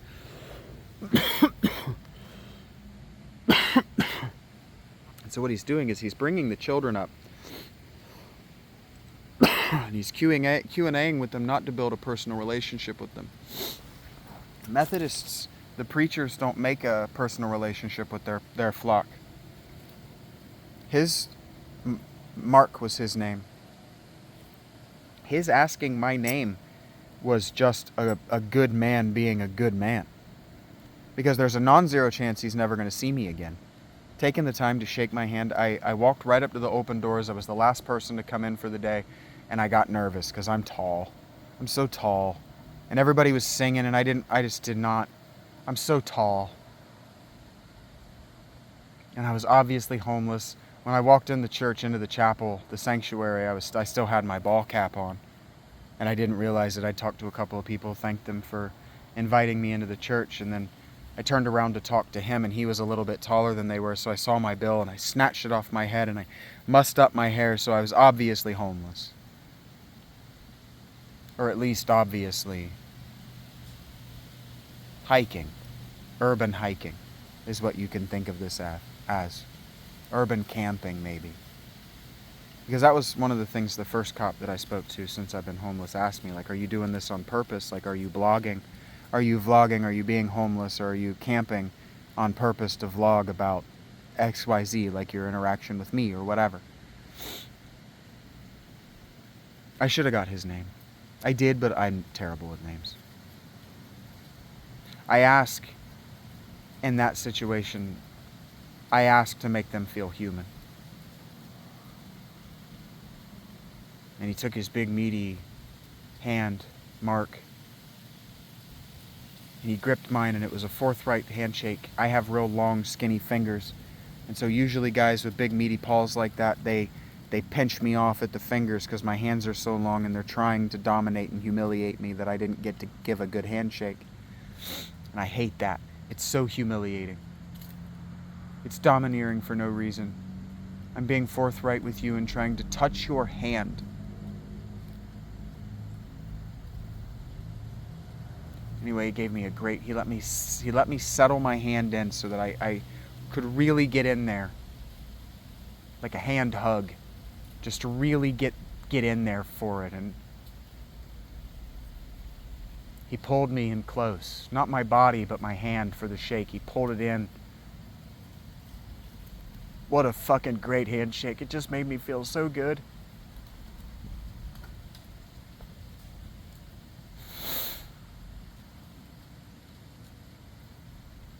So anyway, the reason he brought those kids up there wasn't to get a personal relationship with them. It was so the whole congregation could see what their children behave like. Are your children nervous to speak in front of you? Are they rude and ill-tempered?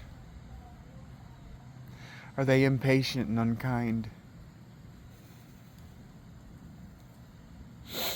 And then he turned to the oldest one and he said, hey, so who always gets the most attention, the most negative attention at school?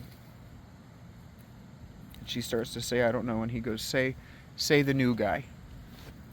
She gives him a look and he says, the correct answer is the new guy. Tell me the new guy. And then he looked right at me, made eye contact right at me.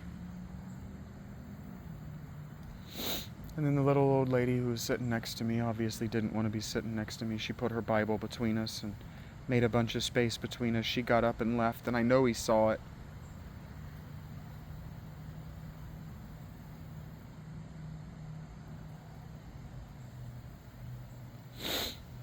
I've been the new guy everywhere I've ever been. If you've ever seen that movie, it's not very good, but it touched me. It was a heartfelt movie.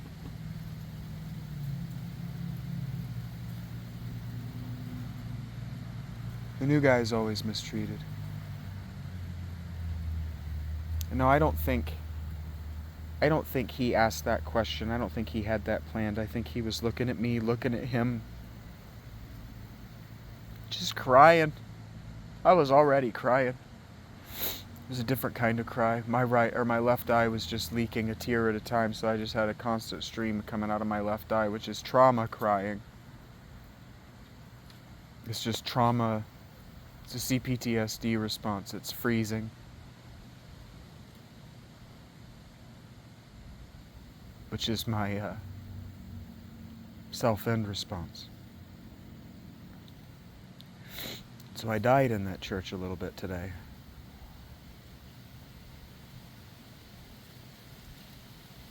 And that's why when I was traumatized in that McDonald's, I didn't fawn.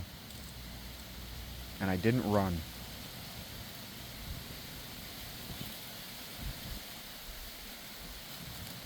I'm allowed to fight for myself. I'm allowed to defend myself. Especially when wrong is being done to me. Because it's easier to do wrong to one person than it is to tell 5 that they're out of line. Well, you're out of line. If one of you transgresses, all of you transgress. That's why he brought the children up. If any of these children is like this, all of you are like this. You understand that your children and your community are a reflection of your community. If your children are fat and ill-behaved, your community is fat and ill-behaved. If your children are invisible, secret, and safe, your community is conspiratorial and dangerous to live in.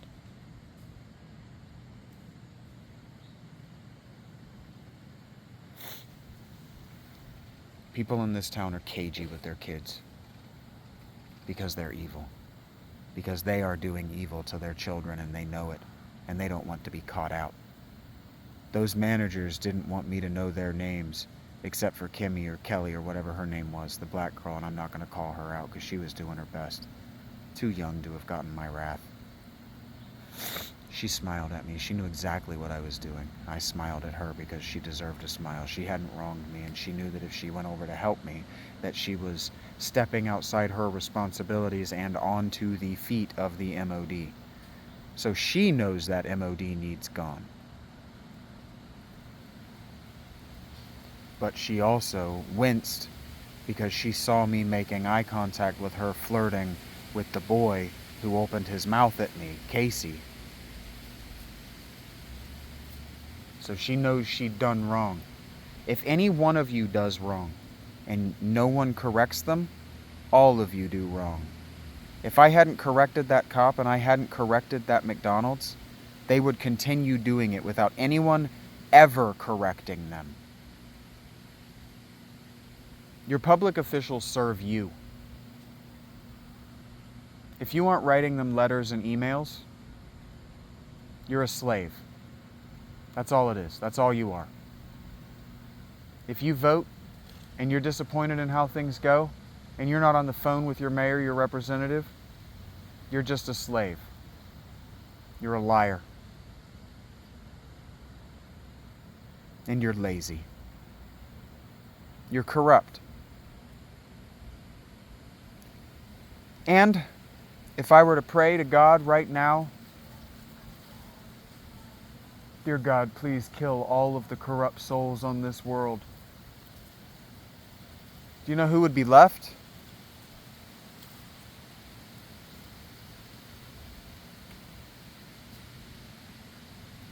Me and Mark.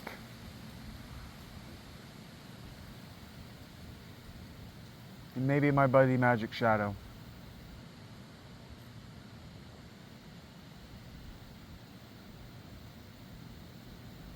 Because those are the only two people who have taught me anything about God that I didn't already know and disagree with. And so he has those kids, Mark, has those kids stay up there with him and watch. He has them watch the sneetch with the whole congregation, them up there, and then he has them comment on it, and the one said something negative, and then the other three are so traumatized by school they didn't want to give an opinion. And so one of the ways you reject your traumatization from school is to have the scorn that the second girl had. But her brother wants to work on her with that. If you keep your face like that, it'll get stuck, is real. I did this too many times when I was perplexed.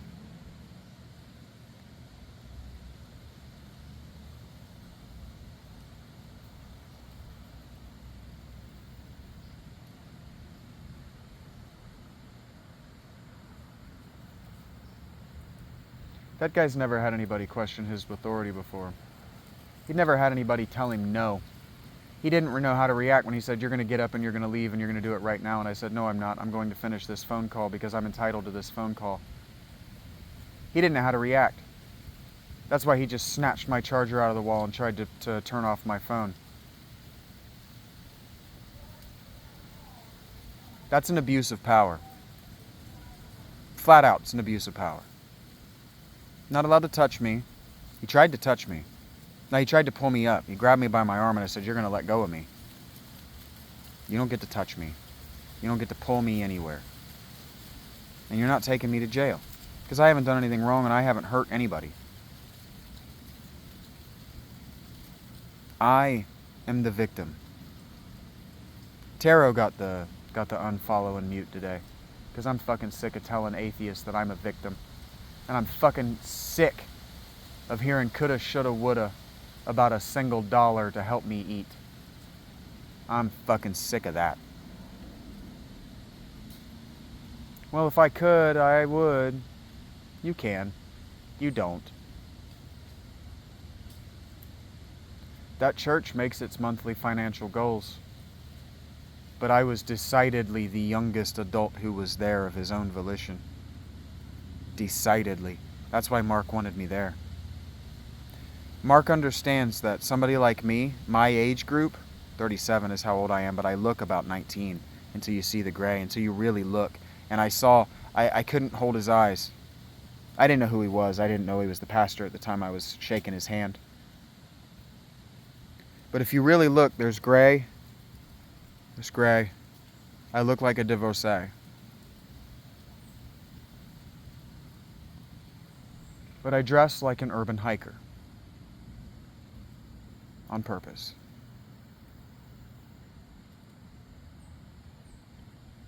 All of my clothes were dry in the sun enough that I was able to get them in a bag and put that bag under my tent.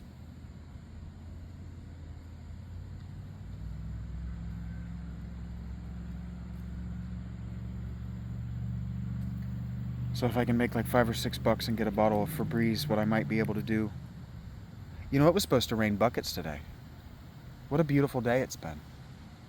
You know, praise to God for that. Today was supposed to be, I'm glad I told this story. Praise to God for that. It was supposed to rain buckets today. And God dried my clothes enough that I was able to put them in a place where they'll at least not get sopping wet if it rains buckets. So praise to God for that. It is about the little things. God does want to know that you're noticing the little things.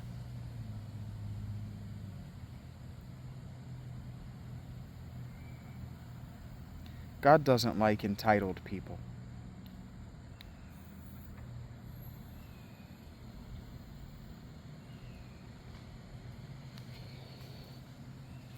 And so these sneetches that had stars on their bellies socially ostracized the sneetches that didn't.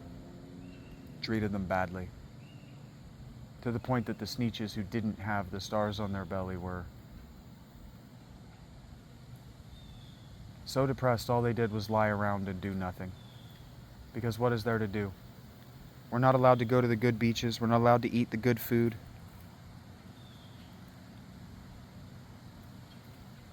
Not allowed to go to the good concerts. We're not allowed to go to the good movie theaters.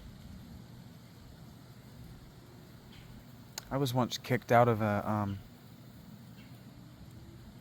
Cinemark in Columbus for being homeless. That was the only reason he gave. "No, you're visibly homeless. You can't be here." I just got off work. Just got off work. "You walked here, so you can't be here." I called customer service and they hung up on me. The only movie theater here in town is a Cinemark, and I won't give them my money. That's another thing, is well, I won't spend my money at this corporation threat is empty. Most people don't follow through. Most corporations can count on you just being mad at that one chain. That's why franchises exist, and that's why chains exist. That's why corporation and brand exist. Is because you're dumb enough to be loyal to the brand instead of the business in your actual local area. You're dumb enough to drive 15 extra minutes to go to another store. I know you are, because people used to drive out of their way to come to my Sonic. And they would tell me, "We come out of our way to come to your Sonic because your car hops are the best." I know, thank you.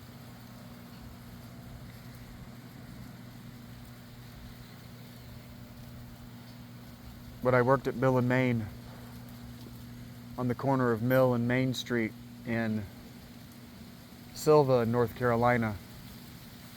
Silva's a brilliantly and beautifully named city. Silva means tree, basically. And that town looked like what you see around me, and I'll show you what I see around me. That whole town was just built in the middle of this.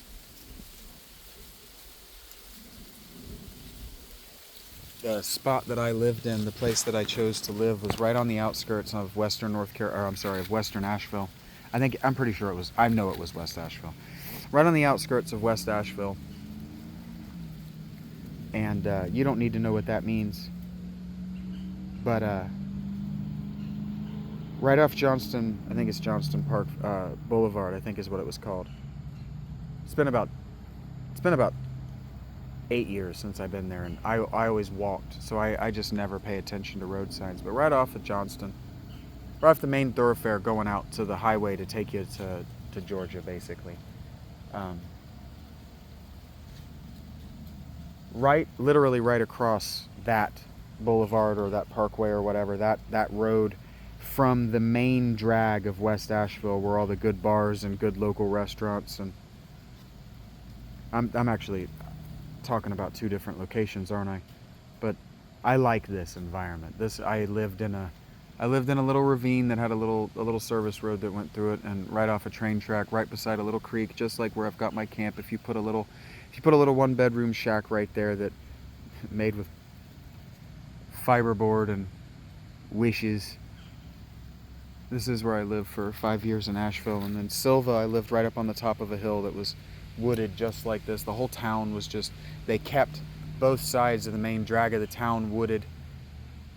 It was really cool. We sat there at Mill and Main, and it was probably summer, one tornado season, and we watched a tornado hop across the hills right there where they sloped up around the main thoroughfare of that town. It was just watched a black bear walk around up there. It was just the coolest. I just loved it. It was just so spiritually fulfilling. It's just spiritually fulfilling for me to be around big grasses. We call it big grasses trees. It's just fulfilling for me. I like it. So anyway, when I worked at Mill and Main, people literally would tell me. I worked there for 2 winters. And they told me on my second winter that they were making an extra trip out to eat that week. They made an extra trip out to eat every week, 1 day a week, every week, to make sure that I stayed home, because it would be a tragedy if they didn't get to experience my service in the spring and summer before I moved to Asheville. They all knew I was moving in the fall.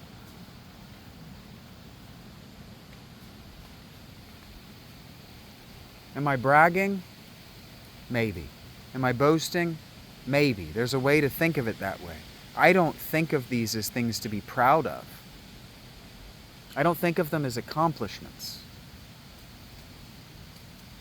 I think of them as service that I gave to my community.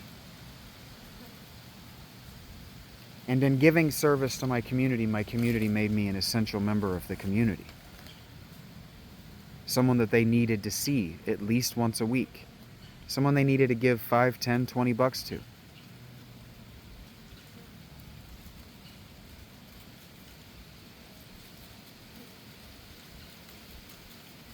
I started talking about this because I was talking about entitlement. There's a difference in what you deserve and to what you are entitled. I think people miss the title part of entitlement.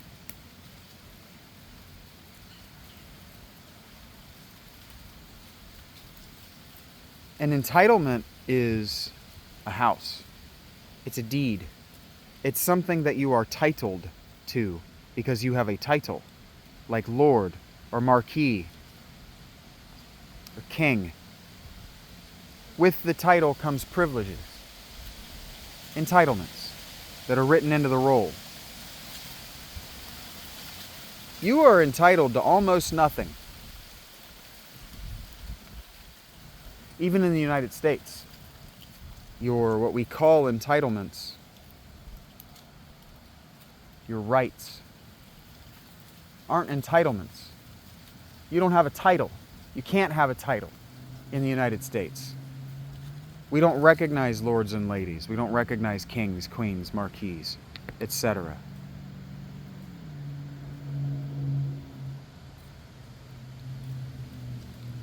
Because everyone is supposed to be treated the same under the law. And what that means is that everyone is supposed to be treated the same. Point blank, period, end of story. I really liked what Mark said. He said, we rely on these corporations to tell us how to do DEI. We rely on Bud Light to exemplify diversity, equity, and inclusion. Well, equity is nonsense. That's not what he said. What he said is we already have the diversity. It's already there if you just embrace it. If you just allow the new people in your community, however large or small that is, to be themselves, you already have the diversity quotient down. Because communities are automatically diverse. Communities have been diverse since about 5000 BC. Worldwide. You have to have genetic diversity or the species will go extinct. And so what that means is that we've had diversity since before we were meaningfully different from the Neanderthal, etc.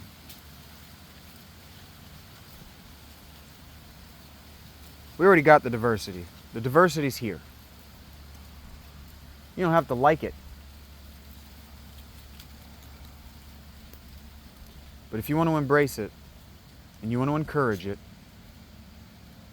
and you want to be able to say, exactly like so many books of the Bible tell you that you're not allowed to do, I'm better than you because, then you have to pick an artificial metric.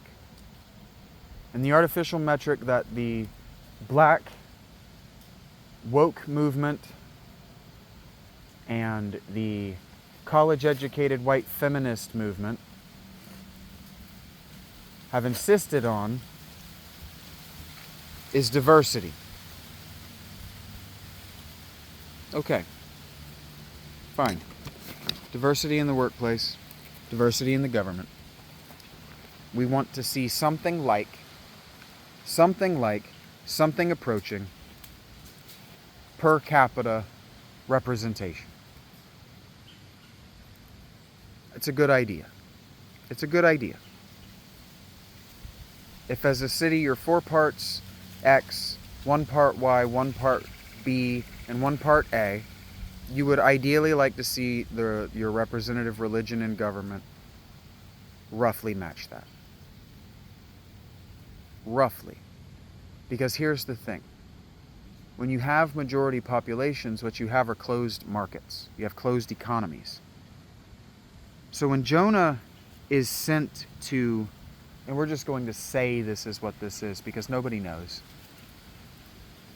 When Jonah is sent to diaspora Assyria, whether the book was originally composed during the diaspora in Babylon or not, the diaspora in Babylon Jewish authors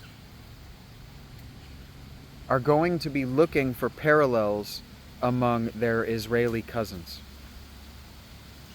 And so the stories that they were able to bring with them from the time when they still communicated with Israel, and the stories that they found in Babylon, which is Assyria, same empire.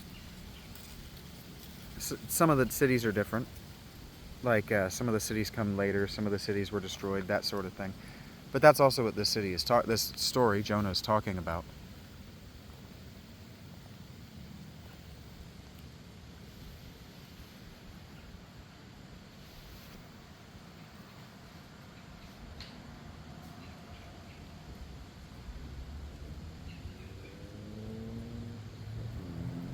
If Jonah is sent to, I just want to call it Lagash anymore. I've been thinking about Lagash because I think Lagash is the pestilence city. And I talked about how even the gods of pestilence and disease had cities in their name. Nineveh. He sent to Nineveh because the Jewish exile, the Jews in exile in Babylon are professional scribes and mathematicians. They're literate people. And so there's a detail in Jonah where the king, who's not named, because they didn't know which king it was, because they didn't know when this story was dated.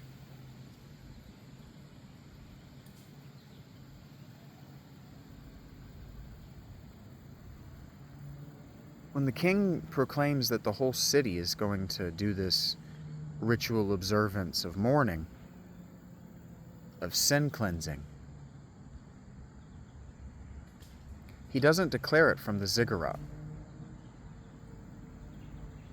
It doesn't come out of the palace on his stationery. He publishes it,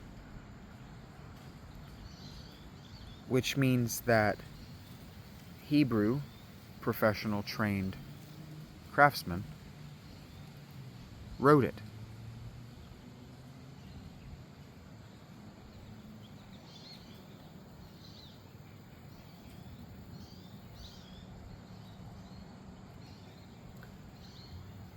And so I do wonder whether I'm not entitled to a way of life as Philaletheia.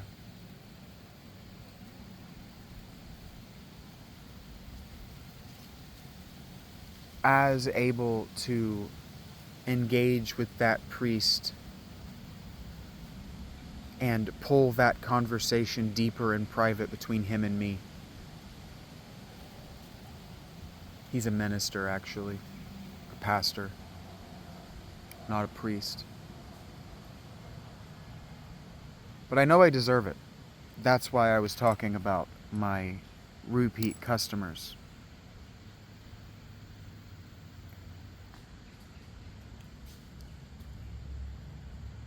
I serve it. I pay it forward. That's what deservance is. You deserve what you pay forward. You reap what you sow.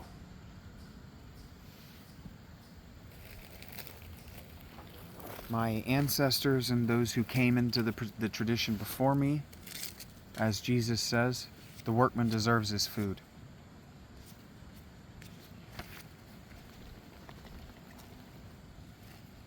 Oh, there's a red ant. Yeah, I've upset these ants.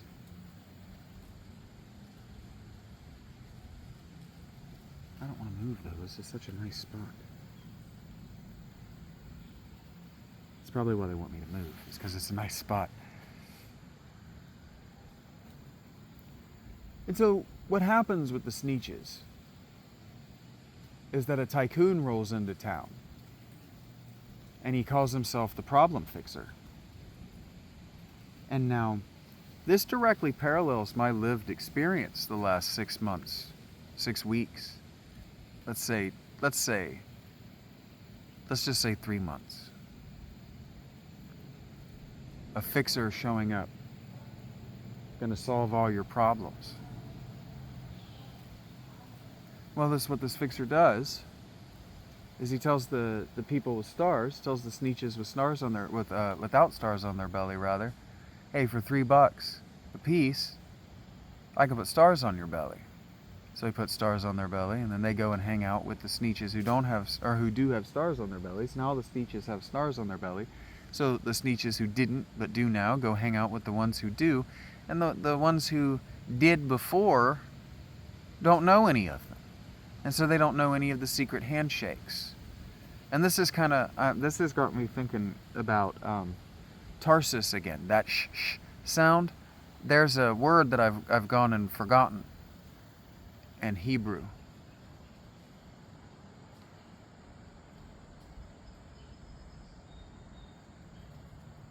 That basically means a secret word designed to out your outsiders as outsiders.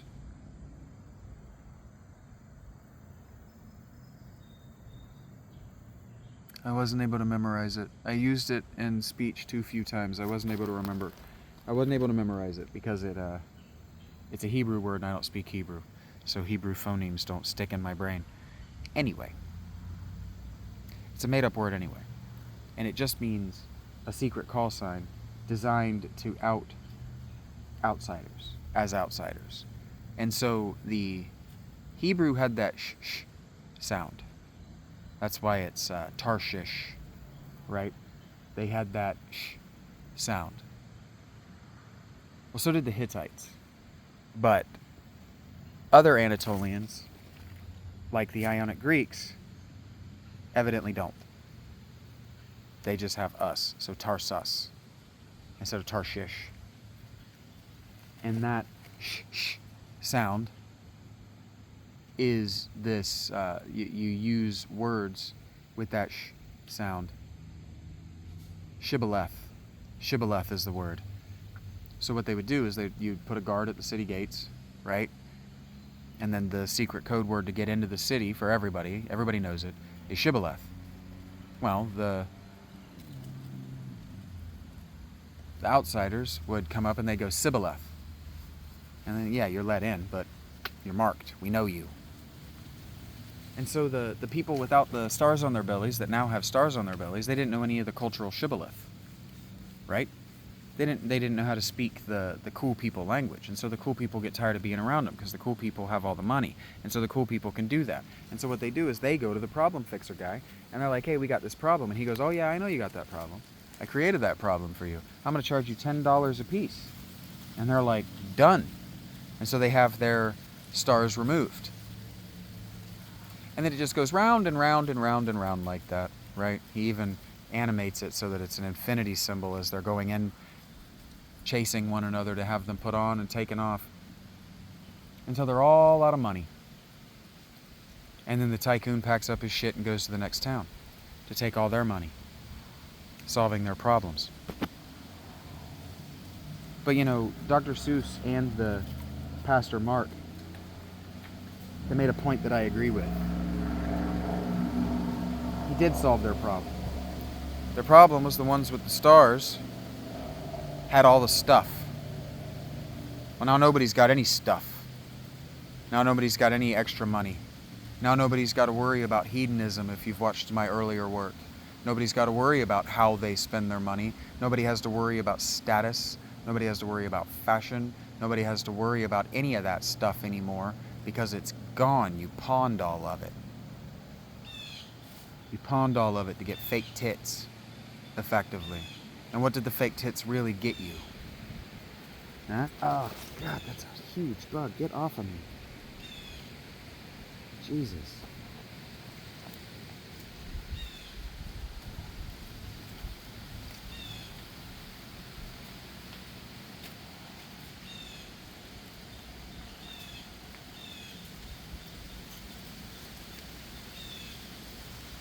So Jonah goes out there and God makes this bush, probably a cannabis plant, grow up under him. And then he kills it. And then Jonah's mad about that too. And so that to me evidently dates. Evidently, meaning obviously in this case, dates to the Hellenic period. Because that's the move that Job makes, and Job was written in that time period. That's the twist that Job takes. As God comes down and says, "Who the fuck are you to be mad at me about anything?" And obviously I would find that unsatisfactory.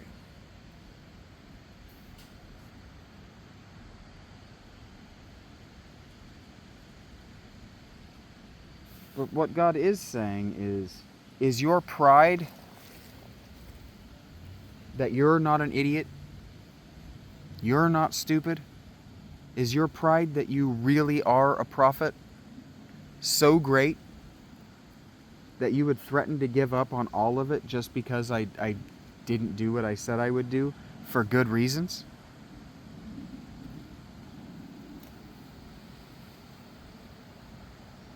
There's a certain amount of my former follower base, fan base is what other people with hubris would call it, watcher base, former audience. There's a proportion of them that I wonder whether they think my lack of interest, sustainable interest in their ideas, was a lack of sustainable interest in them.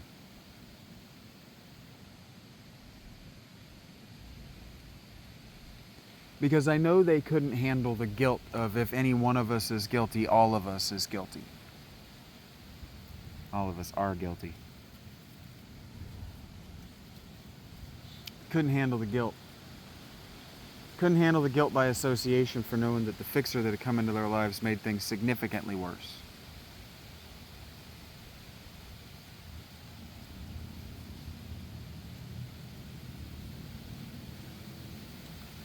And I couldn't wait. I couldn't handle waiting on them. You're adults. You're all older than I am.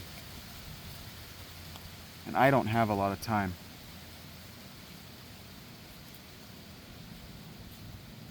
The hernia in my pelvis is only going to get worse from all this walking.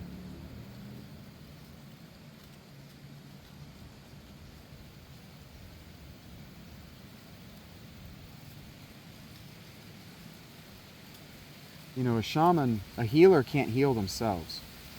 I think this is something that people get wrong all the time. All the time.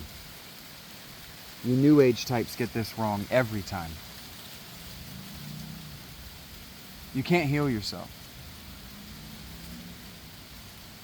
If by some grace and actual miracle your prayer for healing is answered with healing,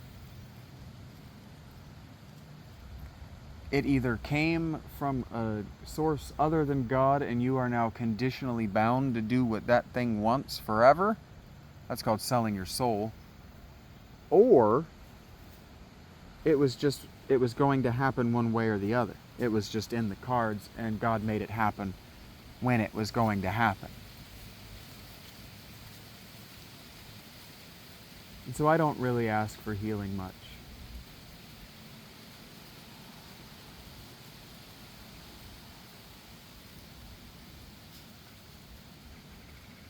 Probably because God is mad at me because I don't want to give up,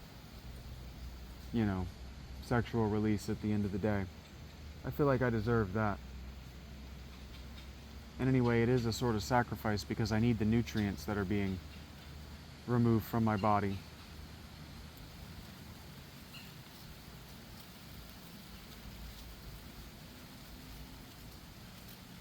But it's the bending of the thinking. I get it. I don't think I should be punished this extremely for it. And I don't know how these two things are related. So, God usually is better about relating your punishment to your crime.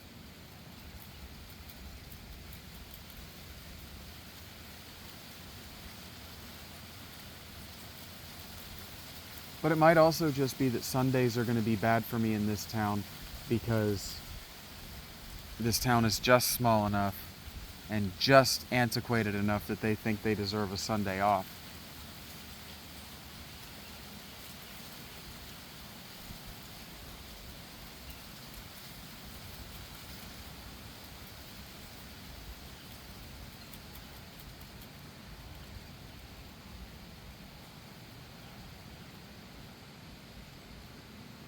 It's weird to me to complain about working. Sign up for 40 hours. You give them your availability. If you're willing to work more than 40 hours, they're going to work you more than 40 hours when they have the money to do so, and they need it.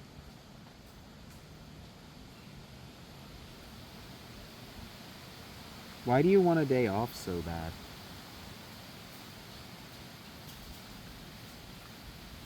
I get not wanting to be there.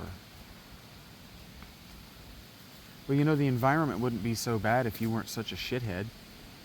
If you weren't so shitty about it. That's the thing that you don't understand, I think. You who complain about being at work all day and make it miserable. Is you're making it miserable for everybody around you, so nobody around you is willing to make it anything but miserable for you.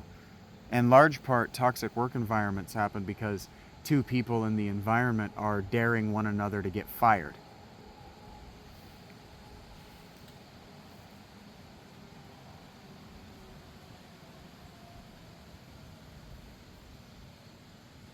Just evil. It's just evil. If we just started going back to killing evil people before they made it to adulthood, sadistic children, etc., people who couldn't follow the rules.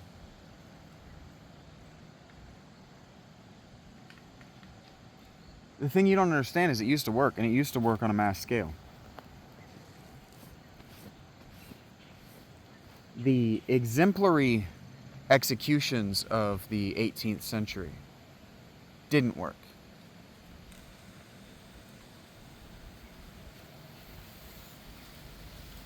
Because the people who were being executed were all of them insurgents against the government. Even your petty thieves were doing it as an act of defiance toward the government, because the government immediately before that had been and understood itself to be responsible for feeding and clothing them so they didn't have to steal.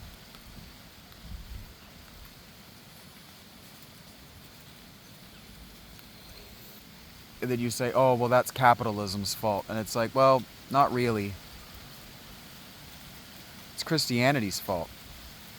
Christianity used to feed and clothe the poor and the homeless. Doesn't anymore. Absolutely doesn't anymore.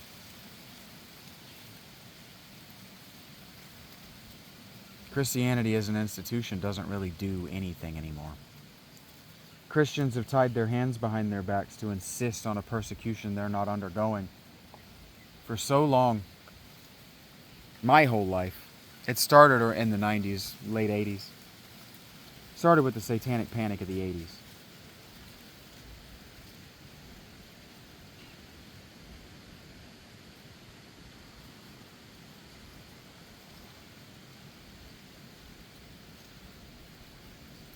And so anyway, what Mark said is you've already got the diversity.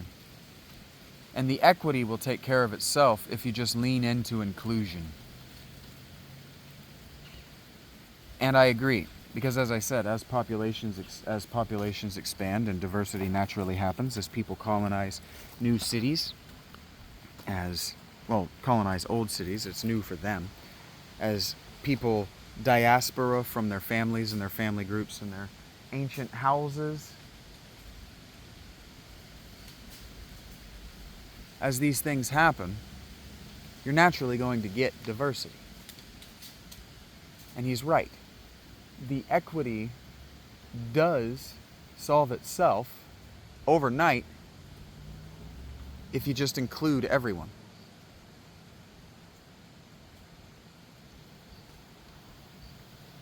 And now I've said some things on Twitter trying to provoke arguments about illegal immigration and just being an illegal human in general. And Shibboleth exists to identify who's supposed to be in your city and who's not. Because not everyone in your city wants the best for your city. You understand? This is why the exemplary executions happened. This is why Christianity has failed. Because Paul says that everyone is welcome in this city and that it's Christianity's responsibility to find them a place. Find them a home, find them a job, find them work, find them food, find them friends, find them a girlfriend if they're a male. If they're a female, just find them a husband that's not going to beat them. Rape them. But these aren't big asks of a religion as big and as rich as Christianity is and got immediately. Because something you don't understand about the poor of Jerusalem is that those people individually weren't poor. They lived like they were poor so they could use their money to elevate other poor people out of actual slavery.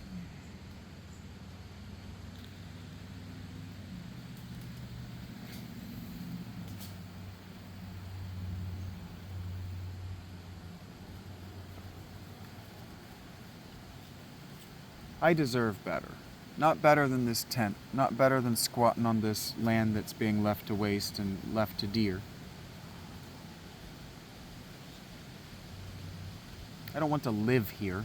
I don't want a homestead here. Eventually I do want a studio. Not a studio apartment. I want a home that has a studio in it. But I would be happy with a studio apartment that I could just make into a studio and just do what I'm doing. But from an environment where I could get, pelvic reconstructive surgery and not have to walk for an hour to get something to eat and drink for cheap. I can get something to eat and drink for about $10 here, right where I'm at. But I gotta have $10. 15 ideally. 20 so I could just give an absolute baller tip.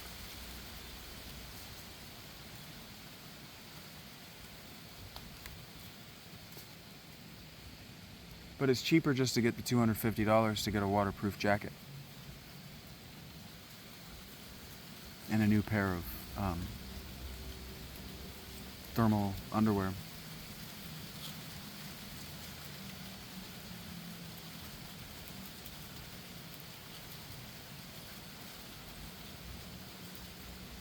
And I'm not hurting anybody on this land. I'm not hurting anybody by camping here. I'm not taking any land. I'm not doing anything that I'm not stealing anything.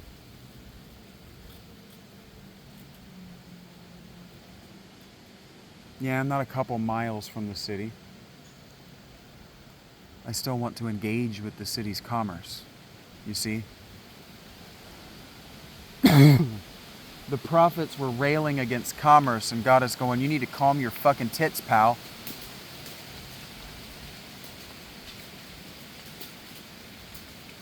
And so your prophets are railing against stupid shit like capitalism and democracy without understanding that the whole totem pole, the pyramid of representation. And so people like that used to just not be allowed to vote. You just weren't allowed to vote. Because you weren't a son of man yet. You hadn't been educated enough to participate. This is why people like Xenophon said that, and even Plato was anti-democratic, said that democracy can't work. Because as soon as you open the idea of equality, of democracy, everyone wants to participate, and not everyone's equal. That's the thing. Representation, as soon as you include everyone, automatically elevates you to equity. You can't have equality. God already made us all equal. We're all equally human, right? But our abilities, our skills, our desires, and our willingness to participate forthright in a way that benefits everyone around us is not equal. Most of us are narcissists. Not malignant narcissists, not psychopaths. Most of you are narcissists because you've been trained by TV, movies, video games, and the internet to only care about you, music as well, to only care about you. You've been told that the representation and democracy are about fulfilling unfulfillable desires. They're about the pursuit of happiness. But all of this is antiquated nonsense that you don't have the education necessary to understand. And that puts you at a disadvantage to your forefathers, your grandfathers, and their grandfathers. It puts you at a disadvantage to react to crises. And so a guy being upset that he had to wait 25 minutes for a large Coke shouldn't be a crisis. It shouldn't be a whole thing. But it becomes a whole thing when you're really, really, really, really underqualified for your work. How many of you are actually qualified for what you do you think? How many of you think you deserve your lives? Do you ever stop and think about that? Do I deserve my life? Do you ever stop and think about that? It's obviously something that I've devoted the last at minimum 20 minutes. I don't remember when I started, but I think it was at the 2-hour mark. It's something that I spend a lot of time thinking about. Do I deserve my life? Not do I deserve to be alive. Do I deserve the specific lived experience that I have been given by circumstance, by fate, and by the consequences of my choices? Do the consequences of my choices match my temporal existence? That's called fair. Is my existence fair?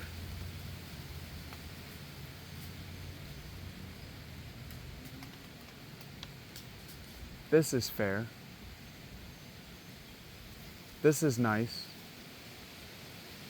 But you have to understand that I'm sitting at 41% battery, and the battery that I had to get me here, I had to steal from Panera. I did have to actually trespass on that property. No cop is going to do anything about that because they're not going to call the cops on me for that. But I did steal. Do you understand the difference? I have been trying to describe for you the difference as we go through John. But if I want watch times on my videos, I'm the only person who's going to watch them all the way through.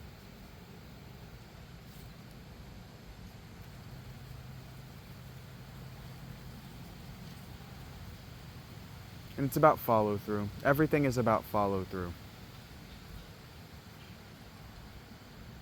Have you followed through with the promise of your life?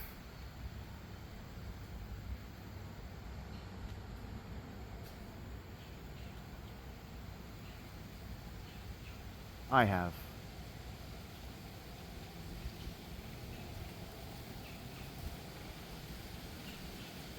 Are you content to die?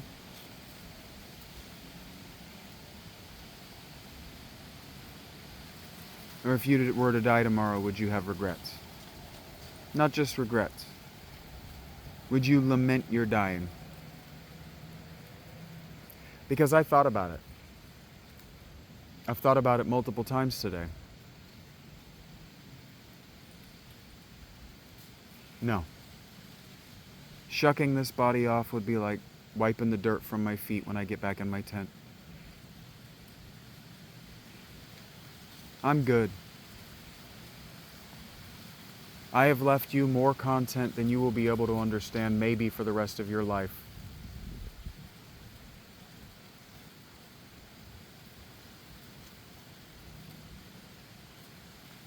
And the bulk of it remains free, remains available. I don't put tags on my work. Don't ask me to put tags on my work. My work is not for the casual audience. My work isn't even for the casual Christian.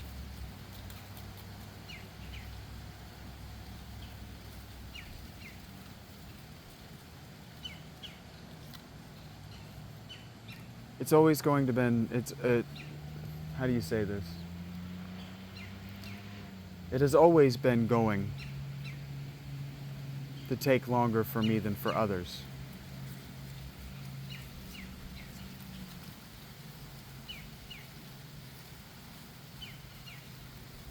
But if something insane were to happen right now, like a guy were to emerge with a gun and just pop me one, and I were to know that I were dying and there was nothing I could do about it, I wouldn't be grateful for the exit.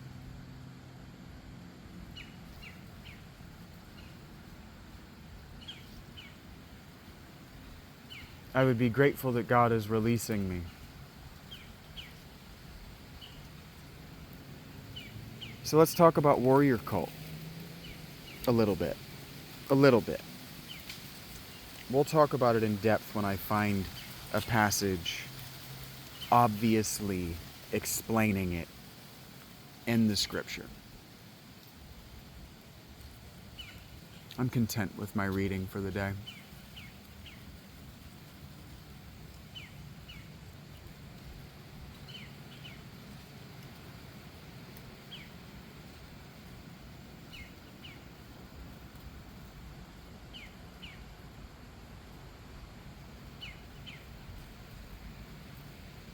How can you be a professional warrior? So a warrior is not a soldier. A warrior is someone who does war as their profession.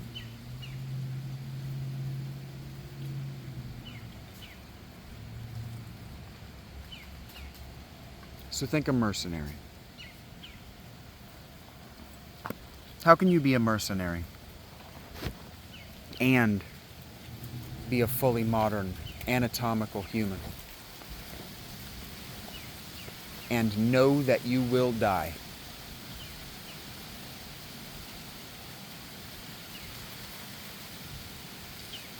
This only became a pathology when philosophers said that it was a pathology. Obsessed with that we're going to die.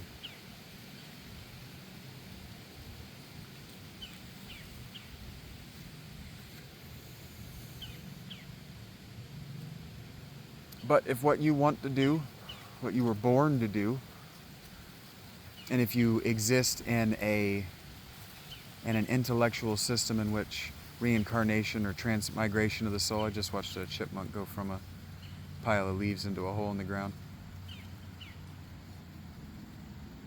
If you live in a kind of system that believes in reincarnation or the transmigration of the soul,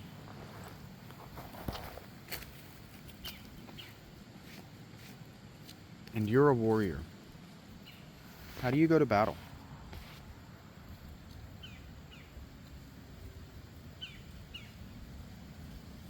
How do you do it?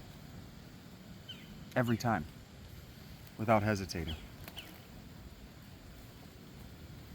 Now, one of the answers that you might think is the correct one is alcohol or weed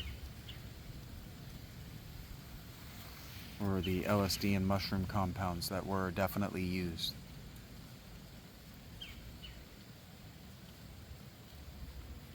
But you'd be wrong.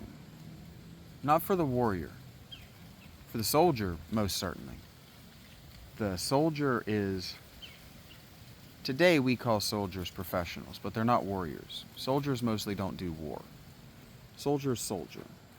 Soldiers are police. Police are soldiers.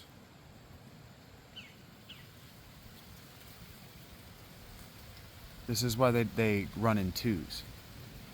Because soldiers are also very stupid. So soldiers need fortification for their courage. Because what they have is the rage of a dog. They can be really furious if they need to be, but for the most part, they're going to turn and run when shit gets bad. When it looks like they might actually die, they're going to turn and run. Plato talks about this. And what I've already recorded in the Phaedo, actually, and in the Apology.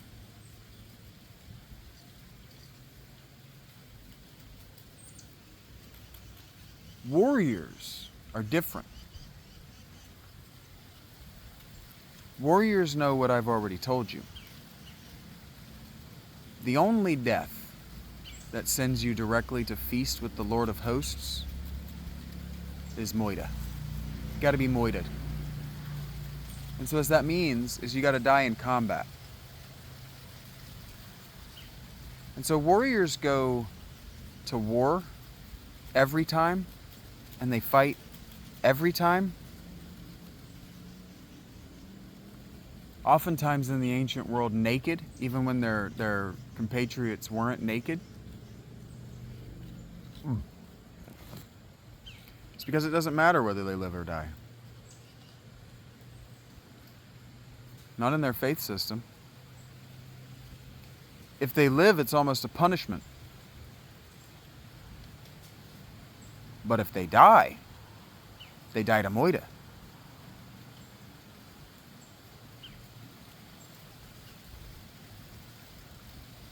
That's how the Crusades were fought. No Christians fought in the Crusades. Exactly 0 Christians fought in the Crusades. You might say, well, maybe the Knights Templar, the Hospitaller, yada yada. You might say that. They fought. And they were Christian. You're probably wrong, though.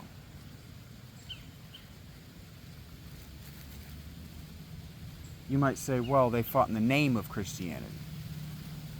That's fine. Christianity was a people group at that time. They didn't have nations yet. Islam was a people group. It hadn't broken up into different nations yet, not from the perspective of them or the West. Sure, you had the different caliphates, but they were all Muslim caliphates. They all understand that the Muslim empire to be one empire.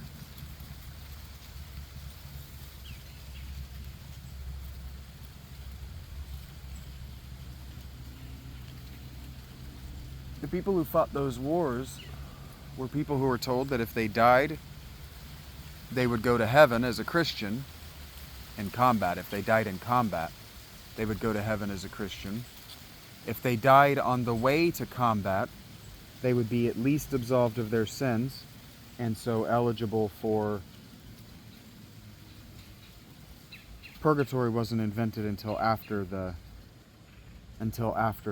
Crusades, so they were eligible for ... maybe reincarnation. We don't talk about reincarnation in the Christian faith, even though we definitely have a transmigration of the soul framework built right in to John.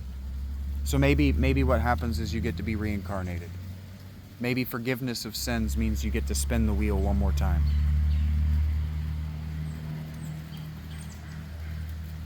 I'm sure Constantine believed that.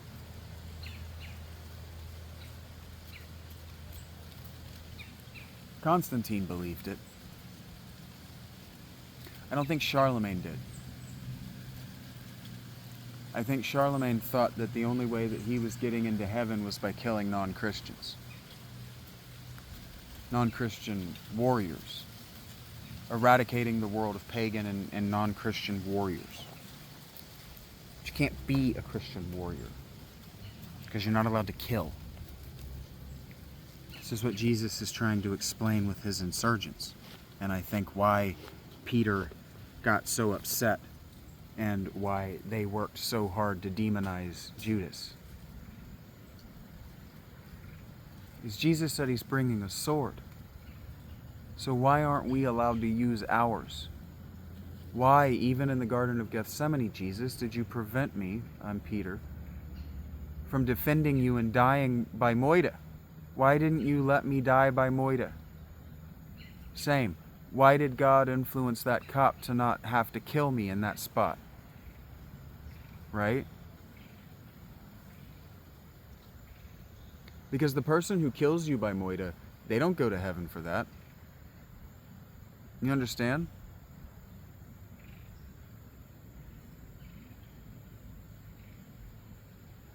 And so they couldn't send Christians to kill Muslims by moida.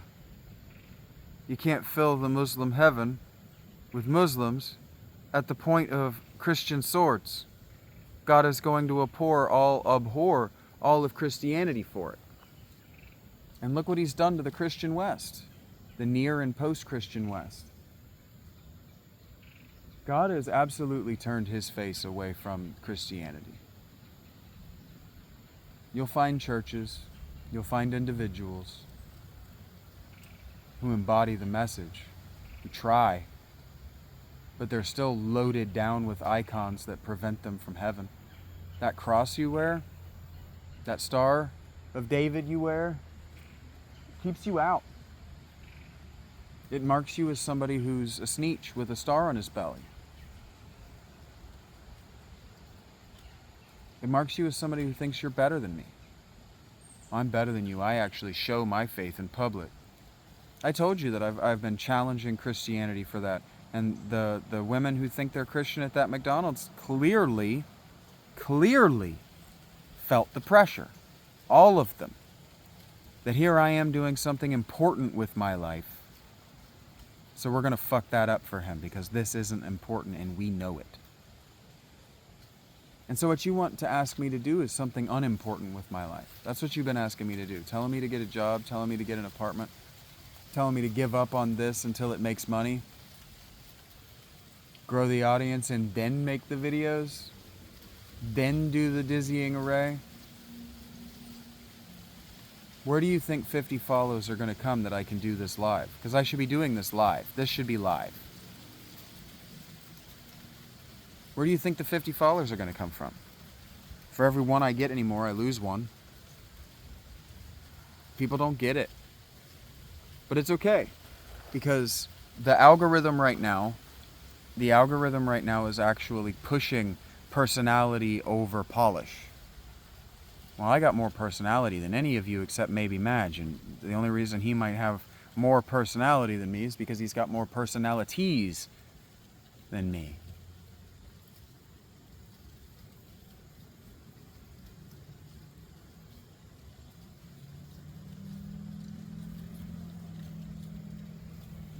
So I don't think I've said everything that I wanted to say. I don't think I've finished all of my stories.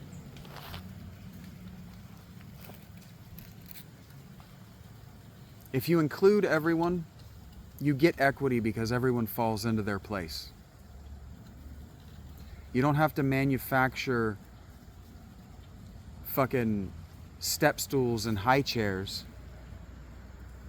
or even collapsible ladders for people to qualify for their jobs if work isn't stratified.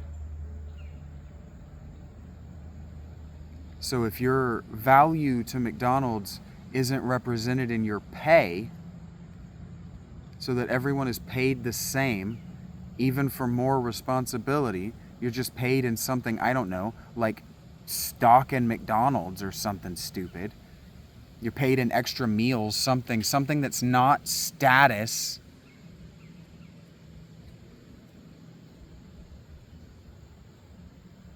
Then the people who are good at management are just going to want to do the management job because they're good at it. They're not going to want to be managers because it pays more and then be bad at it on purpose because they're not good at it and they're unwilling to learn to get good at it because it's going to require them to learn something new when they got the job by being good at one very specific thing that had nothing to do with leadership, management.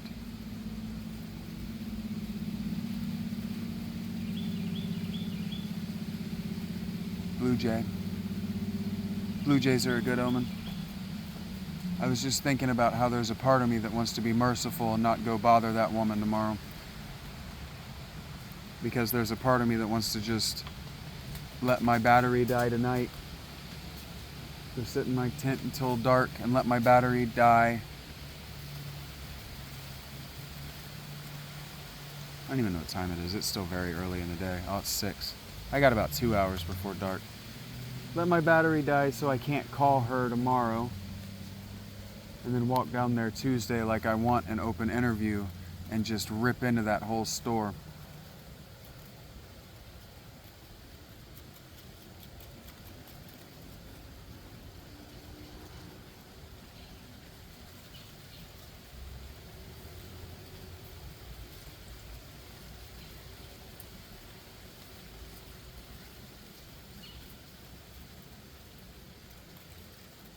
And so there's a part of me that knows that I've just recorded whatever, half an hour of material, just promising that I'm going to burn this city down over this little bit of an insult to me. And then backing down, especially from an entertainer's perspective, does very much seem like cowardice, or like I'm not committing to what I've decided to do. But the anger is worn off. I've done something creative, something at least educational and reparative. There are small things that I can do to deal with that tomorrow, like call corporate. I'm going to call corporate for sure.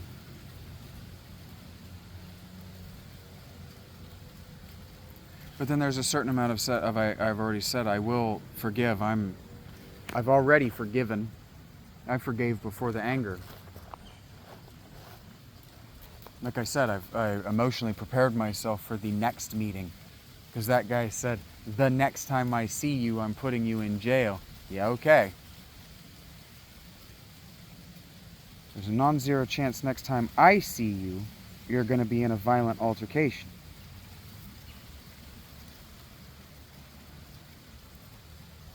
And that doesn't put me in a position to embody what I believe in.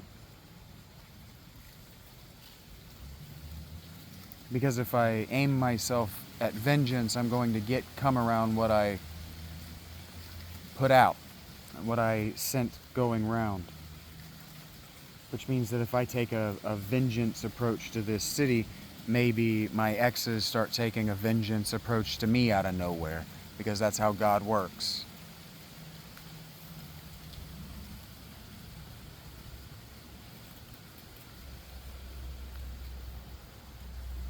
So maybe I needed to show you what it looks like when you start putting straws on the camel's back.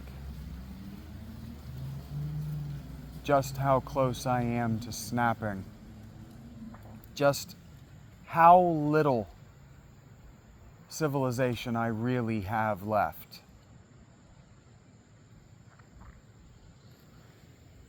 The trauma and heartbreak that I have sustained the last 10 years.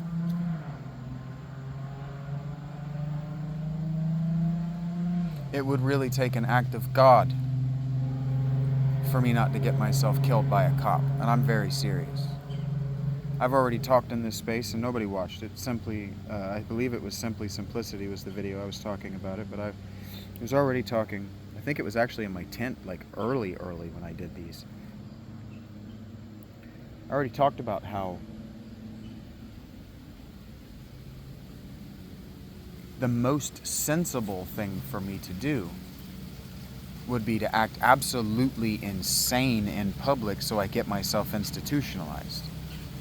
Semi-permanent, long-term, for months and months and months in a good institution. Doesn't even need to be a great one, just one that I can get 3 cots and a hot that'll let me have maybe access to the internet and paper. That's what's in my best interest for this winter. I don't know why you guys want to drive me toward literally that very thing. It's very strange to me, but maybe there's a certain amount of you want to see me snap. Maybe you think there's going to come a moment during all of this where it clicks into place and I understand why you are the way you are, and then I become like you. But see, I understand why you are the way you are, and that's why I reject that way of life, outright. I would die first. Happily. So the warrior feels how I felt today. Protected. Now, there's a psychological reason that the warrior is protected. Same reason that cop didn't stop and turn around when I told him to eat my whole dick.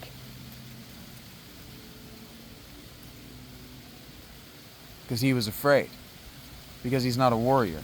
And because he's not a Christian. And because he's not right with God. I'm not a Christian. But I'm right with God. Do you understand? I'm right with God. If he chose to take me right now, I'd go sit right by him. And I'd be where I've been trying to get my whole life. You aren't punishing me by driving me to kill me. In fact, you're punishing me, honestly. Honestly, if what you want to do is punish me for this, pay me in huge installments of money. That would be more stress. There's nothing to think about when there's no money. I don't have to think about, well, how am I going to find food? The answer is I'm not. And so it's simple and it's easy to deal with. You just ignore the hunger. But if I've got $300, I've got to ignore that I have $300 and not eat 3 times a day and not go out and buy things I don't need. Like my sister couldn't understand why I don't want a cooler. Well, Bear, I don't want a cooler because if I have a cooler, then I have the impulse to put things in it. And if I put things in it, then I'm going to have to take them with me next place I move when the cop tells me to go. And then it's like, okay, we'll get a collapsible cart so you can just wheel it down the road. And it's like, do you know how humiliating it is to do that when I don't have to? I could just stay simple, stay small, keep my goods to what goes in my belly, make no trash. The only trash I generate is the trash that I generate when I wash my body with those hand wipes. And whatever trash I generate wherever I eat, but that's trash they account for. That's trash that the world, the recycling, the garbage dumps of the world count on happening. Need to happen in order to keep people employed.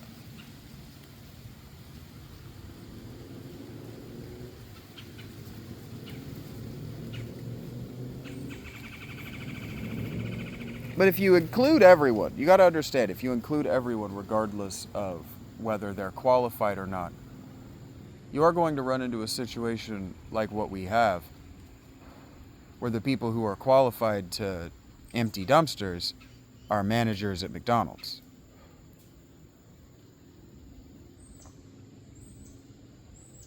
Because you'd have some post-modern bourgeoisie guilt that they're XYZ age and only working for whatever wage. Well, that fixes itself when you do work you're qualified for. Sure, I could go back to management, but I'm no longer qualified.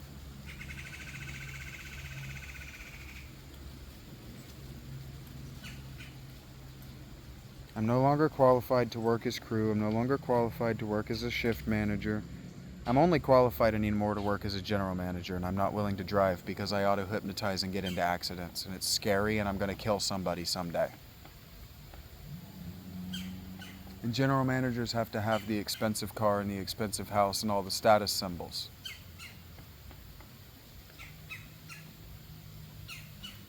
So if I were going to go back to work, the only way I would really be going back to work is if I opened my dream hamburger shop. And that's just not going to happen without a huge infusion of cash. And the only way I'm making a huge infusion of cash, that's an enormous squirrel. Speaking of huge infusions,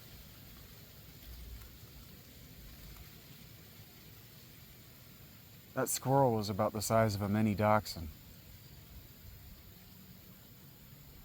The only way I'm getting a huge infusion of cash is if you tell your friends to watch my YouTube, and if you tell your friends to click into my Patreon. The only way I'm getting a huge infusion of cash is if I actually hit that Christian money. And the thing is, I don't want it. That was the last thing I was working toward as I worked to wrap up all of these spinning plates. I don't want that disingenuous Christian money. that woman who sat next to me and then got up and left in disgust because I'm so poor and wasn't able to give. I don't have any change. I looked through my bag to see if I had even a penny, and I didn't have anything.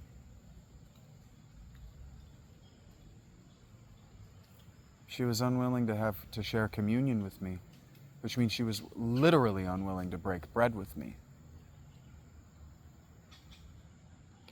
But that's where I wanted to end. That's what the Eucharist, the communion wafer, but especially the wine. The bread and the wine are a warrior cult ritual. It used to be that the warrior cultist would drink the blood of the bull and eat the blood of the bull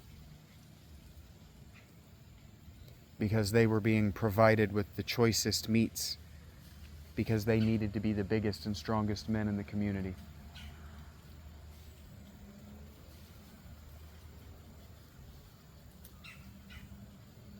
And so we eat Jesus' body and we drink his blood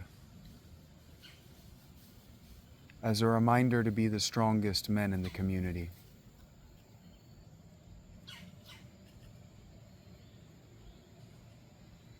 And sometimes the strongest people are also the ones that hold back. Because is it justice for me to destroy these small town people? They're just small town Ohio people trying to be highfalutin, trying to pretend like they're from Columbus or they're in Columbus. So they're being just exactly as corrupt and destitute morally and ethically and evil as possible because they think they have ground to make up. They think there's status and money being lost.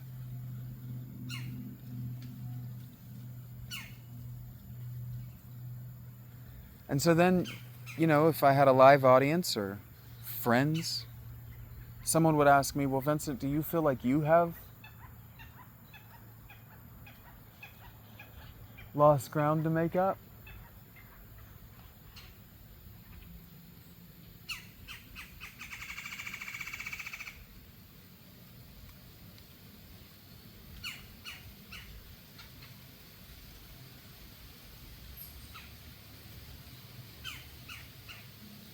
And the answer is no. I could sit here until this tree grows under me. I would get bored and agitated that I wasn't trying to help you be a better person. I was anxious, and the real reason I was angry about all of that was because they were trying to take away my ability to communicate with you, and that made me furious because you deserve me. You don't. But I deserve to be allowed to communicate with you. I deserve to be allowed to speak. I deserve to be allowed to defend myself.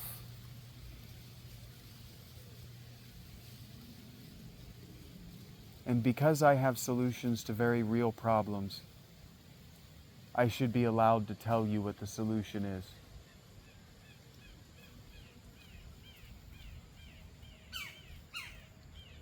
You don't have to implement it.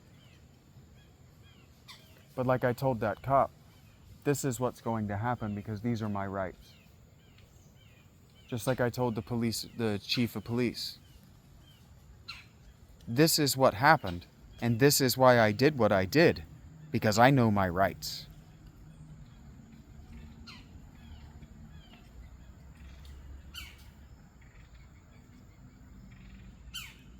I don't think I'm going to bother a lawyer. I don't think the mayor's office is going to call me back on Monday, and I don't think I'm going to call the mayor's office again because one bad run-in taints last weekend when that cop was merciful, and not just merciful, serviced me like a citizen, helped me find where I'm at now. I believe he would advocate for me as well, that I'm not a violent person, that I had been pushed past my limit, and that I deserved resolution. All I wanted was a cup. And all I asked is, does it normally take 20 minutes for a cup? Is that normal? Because if it's normal, I'm not mad. All he had to say was, yeah, it can be normal around here. Sorry. But no, he rolled his eyes at me, and if he had it, he would have flipped his hair like this, like a total fag. When I was a kid, people who behaved like that got punched in the face on the spot. It was everything I could do not to grab him by the lapels of that untucked, overbig McDonald's manager shirt and drag him through that restaurant by his nostrils. Because if I had ever spoken to anyone, let alone someone as much, I'm 15 years older than that boy. If I had spoken that way to anyone in the presence of my parents, that's exactly what they would have done. They would have dragged me through that restaurant and beat the absolute fuck out of me and apologized to every single person in there that I had spoken to any one of them like that. That happened to my brother once. And again, you don't have to believe me. But it happened. My mother could be cruel. She was little, maybe 5'2", maybe 120 pounds. I was taller than her by 6th grade. My brother outweighed her by the time he was in 4th grade. She had to be cruel. Because my brother was just stupid enough to buck her I told you this yesterday, he was just stupid enough to make every single time he did something wrong, this. And that's why I stood up to that cop. He wanted to pull being my little brother on me.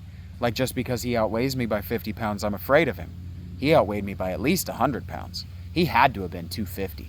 But he was only about 5'10", maybe, with big fake muscles. And I told you, you get those big fake muscles, you don't get those by being strong. You get those by eating a lot of wheat. You get those by eating a lot of whey. A lot of the waste product from food. And that's why they burned up the fat. I was telling you yesterday we were reading from we were reading from Leviticus, and they made a point to talk about how they would burn up the fat from the bull. Well, that fat went to your warriors. They needed it bad. Because if you've ever watched World's Strongest Man, the guts that those guys carry around, you need that. Because by the end of the day, you need it in the water and you need it in the fat, the actual body fat. You need that fat for your muscles, for your brain, and to lubricate all the other foods that you're putting through your body. Really, that's what it's for. And so there were warriors who were absolutely going ape shit over that because they were addicted to it. I don't know how the Hebrews did it, but the deeply ancient people, the really Stone Age hunter-gatherers, they gave the fats and the marrow to the children. They let the children eat their fills of the fats and the marrow before the warriors, before the adult males, which means that before about the Bronze Age, really the Iron Age, is when you see these rituals change. We didn't have big hulking brutes among us. Having big hulking brutes like that cop that wanted to bother me today, having big hulking brutes like MMA fighters or just anybody down at your gym trying to have status for being a big hulking brute, someone that I used to respect, I knew I was going to lose respect for as soon as I realized what his body type was. Big hulking brute. You need those as a societal status symbol. They're preventative. Oh, tick. They're preventative. That guy thought he was going to de-escalate violence and conflict with me by escalating it to 10 immediately and disrespecting me by calling me hey and grabbing me. Called me hey twice. I set me the fuck off the second time.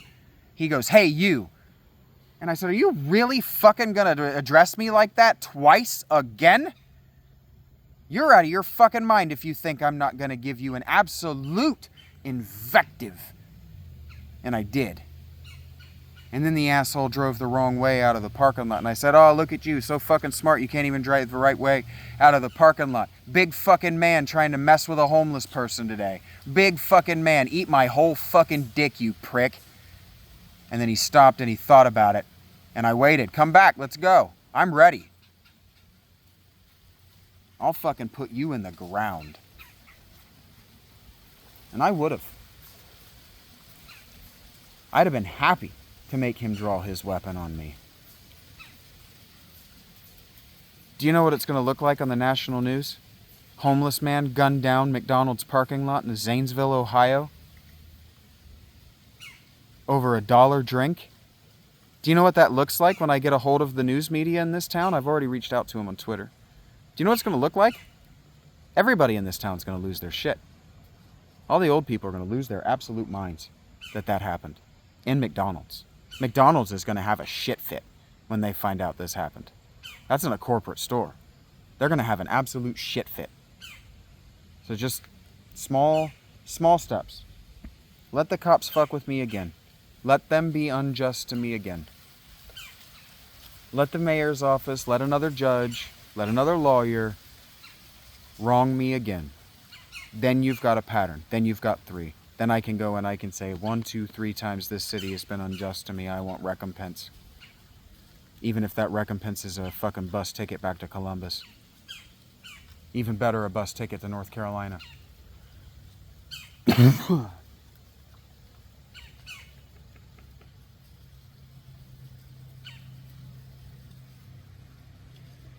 It's hard to thank you anymore at the end of these. You don't watch them all the way through.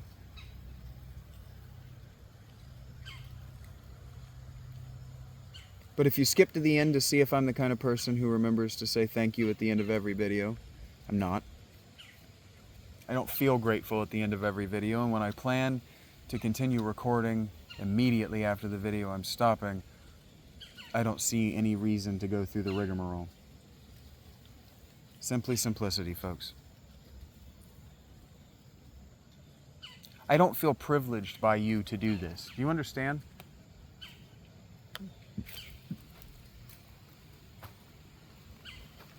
I don't feel honored. You say thank you at the end of a performance for the privilege of doing the performance in front of a paid audience. So like when Rich Eisen finishes his show and he says, hey, thank you. And at the end of each of his videos, he says, hey, thank you for making it to the end. That's pretty fucking cool of you. I used to do that. But is it cool of you to make it to the end of a book? Is it cool of you to make it to the end of a newspaper article? Is it cool of you to make it deeper than 8 seconds on average into a short that's only 60 seconds long? Is that magnanimous of you? How much positive reinforcement do you need? How childish are you? I usually get out of those videos before they say thank you because I haven't done anything. Sure, my YouTube Premium means that you get a bigger chunk of my watch time, but if you're not someone I'm watching frequently, basically the only people getting money from me are Neebs. Maybe Rich Eisen sometimes. But I don't need Rich anymore. I can do what Rich does. And I don't need Rich for anything besides Rich's personality, and he's starting to wear on me. He's starting to get old. Part of that is I watched a lot of Rich Eisen with my last girlfriend. And so it's not his fault, and so I shouldn't let her ruin him for me. And I won't, but you know.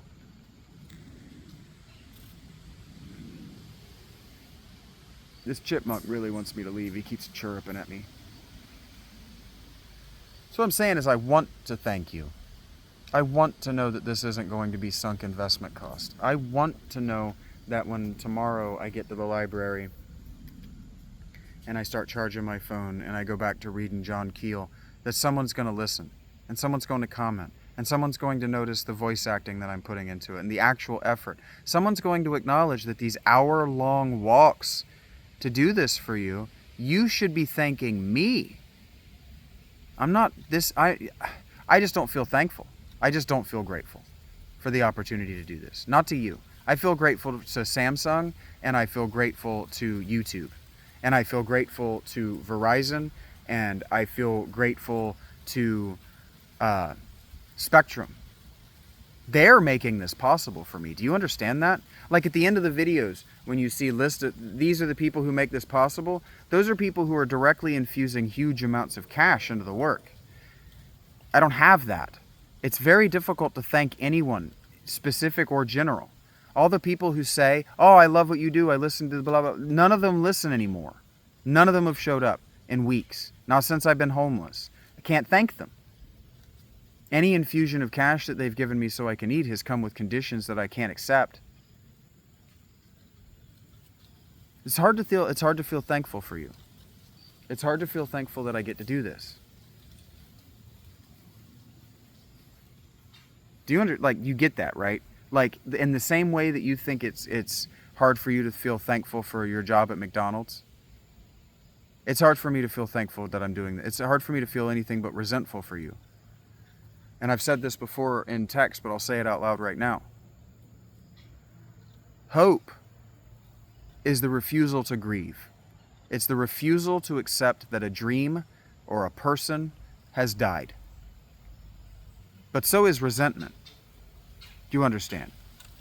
If I were to resent this city, it's just the refusal to grieve that what I wanted from this city has died. That my goodwill toward this city has died. Fine. Just grieve it and be done. And one of the stages of grief is rage, anger, bargaining. And I went through all of those as I was walking up here. So that's what I'm telling you. I'll forgive, but I'll never forget. I'll forgive so I don't resent. I'll go through the grieving process, but I'm never going to forget.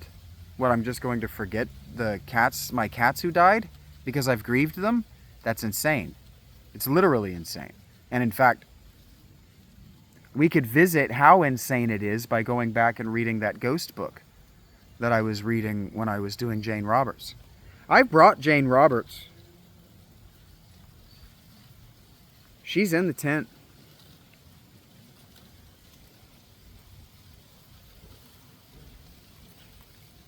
I'm waiting on you guys to like and subscribe and share enough that I have 50 followers so I can do it live.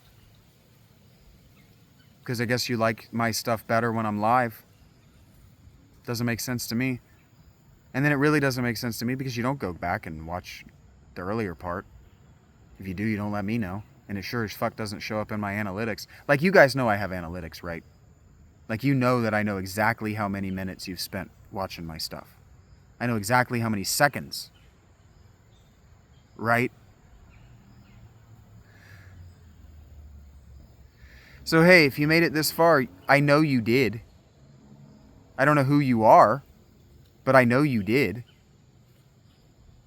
Because I'll have 188 and counting minutes. I have a big spike of watch time. And I have to get something like 1 million hours of watch time in order to monetize. I have to have 1,000 viewers and like 1 million hours of watch time. So that's on you. All I can do is make it. All I have is time to make it. All I'm doing is making time. Spending so much money.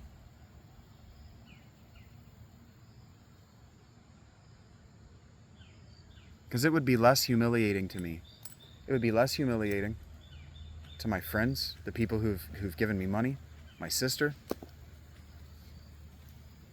to just get a can opener and eat beef and barley and chicken noodle soup out of the can, cold, than this. Sitting in public as a homeless person is humiliating. It's embarrassing. I have dignity. I don't have much pride left, but I have dignity. And so I rip it to shreds. There's another Mastodon song. Tear myself to pieces and toss it out to the crowd. And to what end? Why? You don't even pay. At least when they're feeling bad about going out on stage, right? So like the Metallica cover of I just want to call him Bob Saget. Bob Seger. Right, here I am playing Star again. Here I am, turn the page. Right? You could make it relevant to shorts for people that don't know that song, and I could say, here I am in the woods again. There I am up on your screen. There I go, playing Philaletha again. There I go. Skip the video.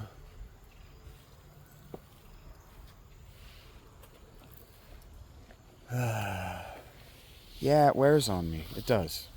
You know, I'm not an actually, I'm an extremely easily discouraged person, but I'm not actually an easily discouraged person from the things that matter to me. People have been trying to discourage me from reading the books I read for 20 years. People have been trying to discourage me from thinking about, talking about, acting like Jesus since my WWJD days. And you know what? That's an inside joke. That's a reference to my letter to Jordan Peterson. So if you haven't read it, that's all the way on you. It's available. It's like $10 now, but it's available. It's also a mess and goes completely off the rails because I was practicing doing off the dome stuff.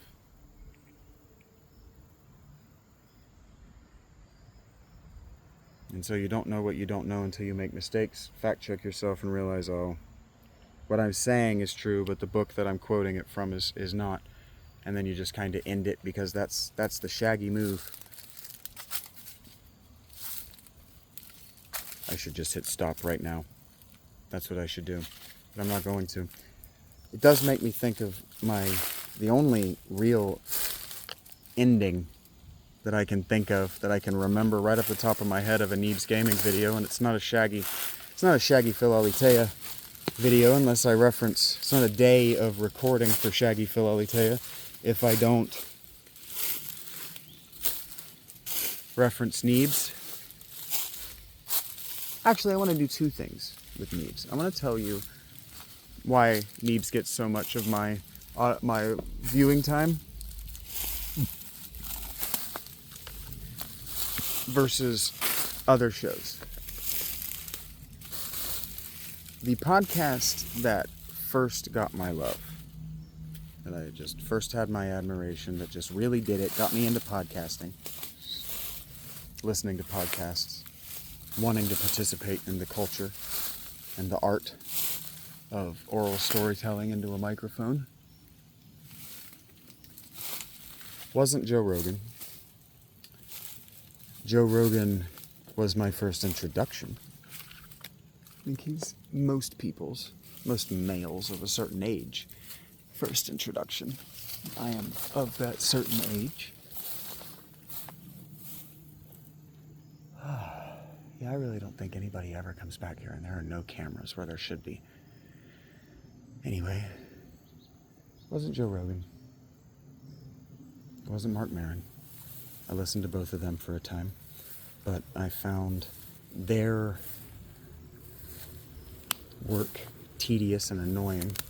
I like how frequently Rogan records. You don't need to tune in to every single one, but if you do it, you are rewarded for it with meta audio, meta narratives of his life. And now I am going to speak a little bit more quietly because I'm back at my camp, so I'm close to humanity again. You do get the get to know him feeling that you get from podcasts, and that's why the first memes and the only podcast that anybody really cares about that they don't watch is Joe Rogan. Like, Mark Maron has had Obama. He had Obama while Obama was still in the office. So it's weird to me that people don't even think about Mark Maron.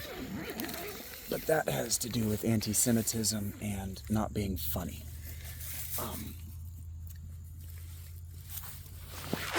It's less about his audience not being as toxic as Joe Rogan's, because I'm here to tell you right now, Mark Maron's audience is more toxic. And that's not about them being Jewish. That's about them being toxic, permanently pissed off nerds.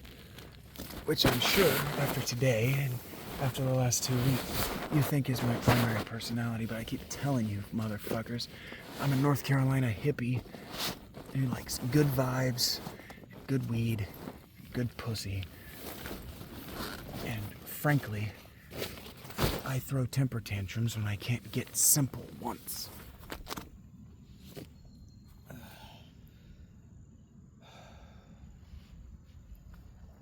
No, the first podcast that I watched, didn't even watch, it was still audio only. The first podcast that I listened to, I was introduced to Graham Hancock by way of Joe Rogan, for those interested.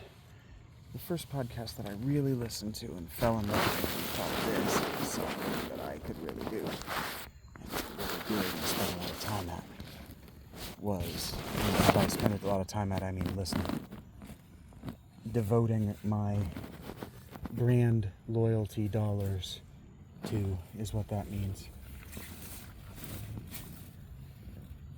was the Around the NFL podcast. Now, I am probably making a mistake by continuing to record while I'm here in my tent,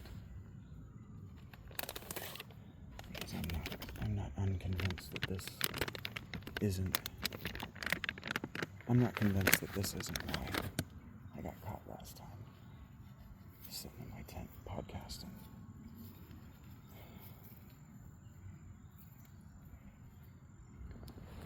But it's Sunday, and my feet are dirty and sore and hurt, and it's starting to get cold up there in the shade. It was the Around the NFL podcast, and now the Around the NFL was late enough in the game. It was late enough in the game that they already knew that you have to have a multi-person panel, because they bounced off a podcast that I listened to regularly before them until it stopped being a thing, until he stopped being a thing for the NFL Network, was the DDFP, the Dave Damashek football program. And now, that is the same thing as Mark Maron, because the same situation.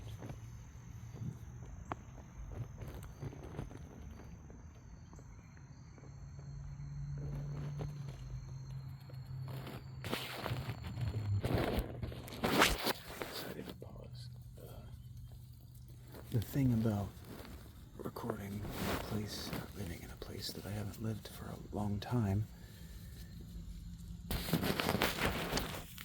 thing about this is that I don't know all the noises that are made out here. I don't think there's even anything back here that people would come back here for, but I'm gonna be paranoid until I end this. Anyway, the Around the NFL podcast understood the multi-person panel, because single person shows struggle with labor.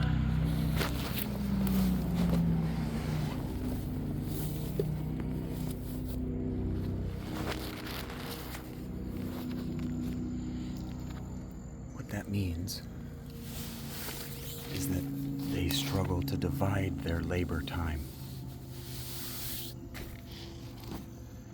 Specifically, what I mean by that is that, like my buddy is mad at me right now, I'm going to insist that he's my friend until I don't anymore, whatever that means. Most people want to get into internet fame. I'm gonna get naked. Most people who want to get into internet fame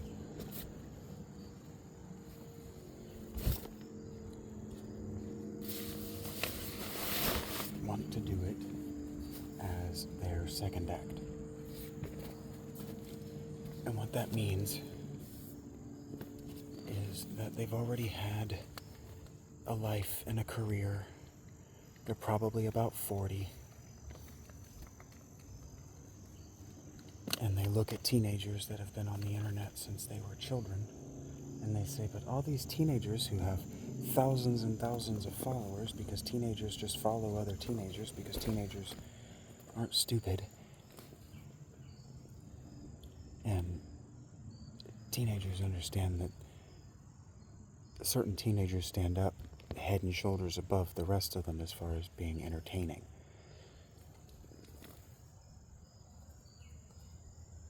So most people are approaching my age, 35, 33, whatever, have the job. The story I told you was thick. They've already got a good job, and so they use having that good job, and they call podcasting a hobby. And so they accrue all these sunk costs.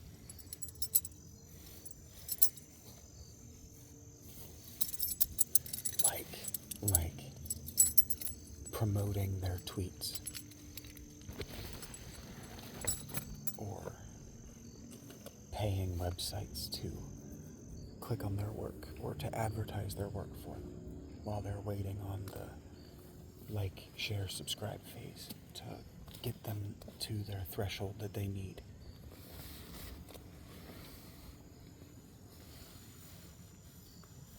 And so they get turned off to certain aspects of what they're doing. The ones who flame out at that age flame out and blame the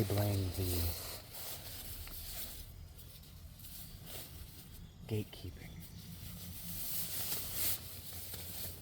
They effectively go, well, if it weren't so many followers to monetize, I could have monetized.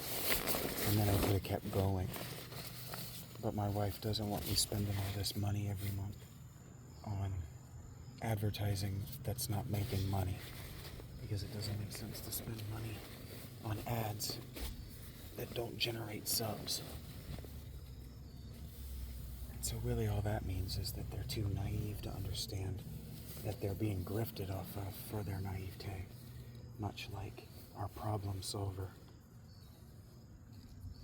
of Dr. Zeus.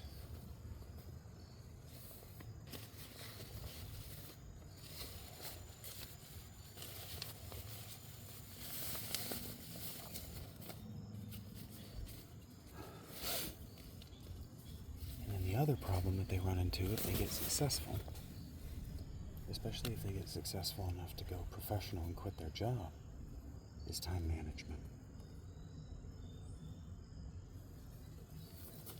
So what always happens, and I've watched 5 or 10 different podcasts do this, I've watched an uncountable number of YouTube channels do this, is they'll get 5 or 6 years in where they're making real money, going on vacations, living a high status life.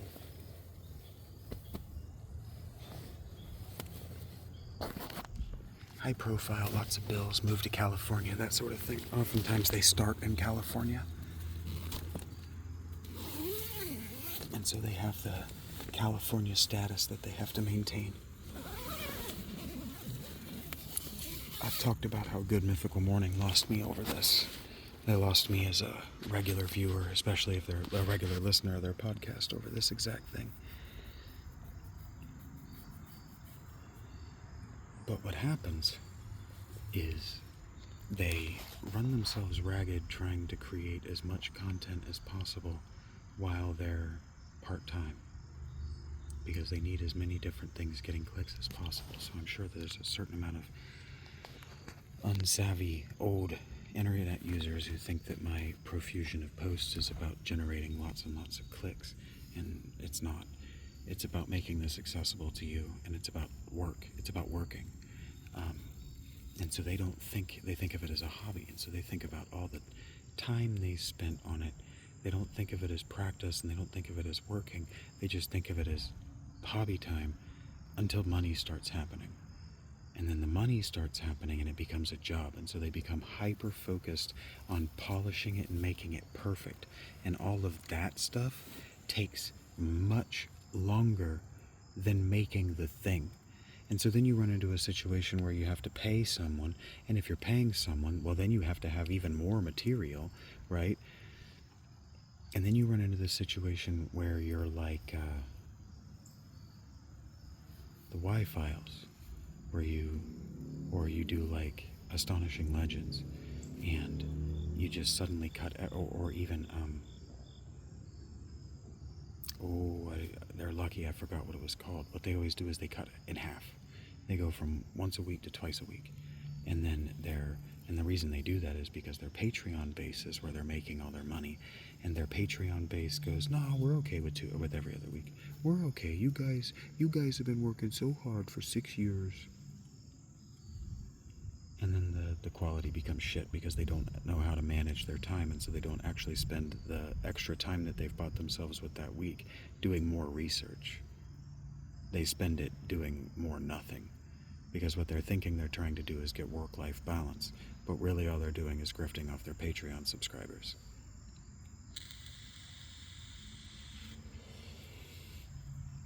And so that's why if you visit the Patreon, you will find that I promise you absolutely nothing, but I've given you you're this tier. Because I'm not going to promise you more or less, and I'm most certainly not going to, if you pay me enough money to live on it, start working less. This making more money to work less thing, California, has to end. Has to end. The reason CEOs and tycoons were paid the way they were paid and allowed to live the lavish and frankly sexually ridiculous lives they lived is because of the number of hours they put in, not because of the number of people they had under their employ. The president too. Senators. This getting paid more to work less has to end. It's unethical, it's evil. It's bad for you, it's bad for the economy, it's bad for the state of life. It has to end. And so what I'm saying is the more money I make, the more of these there are going to be. The more incentivized I'm going to be, and the more interested I'm going to be to do them. And the less, well, it should be like this, or comments like, absolutely unhinged, you have to put no, fuck you, you give me the time markers, and then I'll put them in. I'm not putting all that work in. Do you understand how much work it is to actually listen back to this? Know and predict everything that you're maybe, and then give them clever titles? Do you know how much work that is? It's an impossible amount of work. I mean, hell, even Ada Hop for Neebs Gaming is hit or miss on whether they get around to it. I don't like that person at all. I'm allowed to have that opinion. I love Anthony. And Jack seems to have a great personality. But this is another thing, something that I learned very quickly. You absolutely cannot hire your fans. Absolutely cannot work collaboratively with people who want to be fans. Cannot. People who found you and became interested in you as a creative or as an entertainer or whatever. Cannot collaborate with them. Cannot incorporate them. Can't do it. Don't do it. It's taking money from family. It's starting a business with friends. Don't do it. Don't do it. They'll think that their direction for what you're doing is the right direction because they're fans. But what fans don't understand is that they know it's wrong, but not know how to fix it. They'll never know how to fix it. And if you follow your fans' advice, all you're going to do is run yourself around in circles. Yeah, from a person with 35 followers. Yes, take the advice of a person with 35 followers. I just threw away almost 500 on Twitter. I was getting there. It only takes time if you're trying to make it slow, if you're trying to be selective in the people that you bring in, and I am. You who've made it this far, now it's time to thank you. Because you've gone through an absolute roller coaster of emotion, an absolute roller coaster of metatext, and then again, and just another roller coaster of contextualization to your life and how you can be better.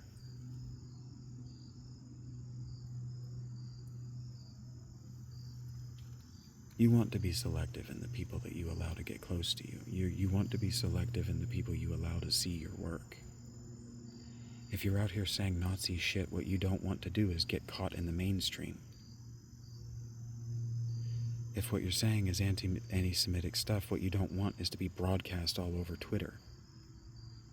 So if you want to get big, stop saying that stuff. Stop thinking it. It's bad for you, it's bad for the audience, it's bad for everyone. Stop. Then you'll get big. The reason I don't get big is because like I said in that short, that my most viewed short right now, and that's been watched the longest, is invective and hate. Telling you that now that I've figured out how to make 30-second shorts on YouTube, I can, ironically I said it, but you don't know me well enough to know I'm being ironic, fill YouTube shorts with invective and hate.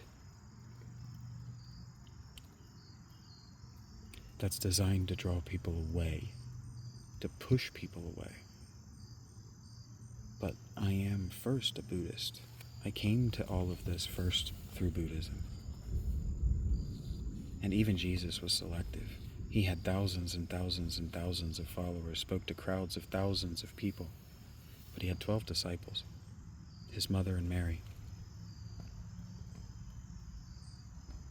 And the other Mary, the three Marys.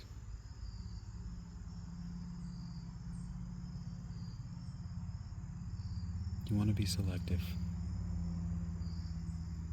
And you don't want to make your money off ad revenue anyway. Well, if I could just get monetized. No, stop that. Ads are the worst part of not just the internet, but the modern world. Stop making everything off ad revenue. Your labor is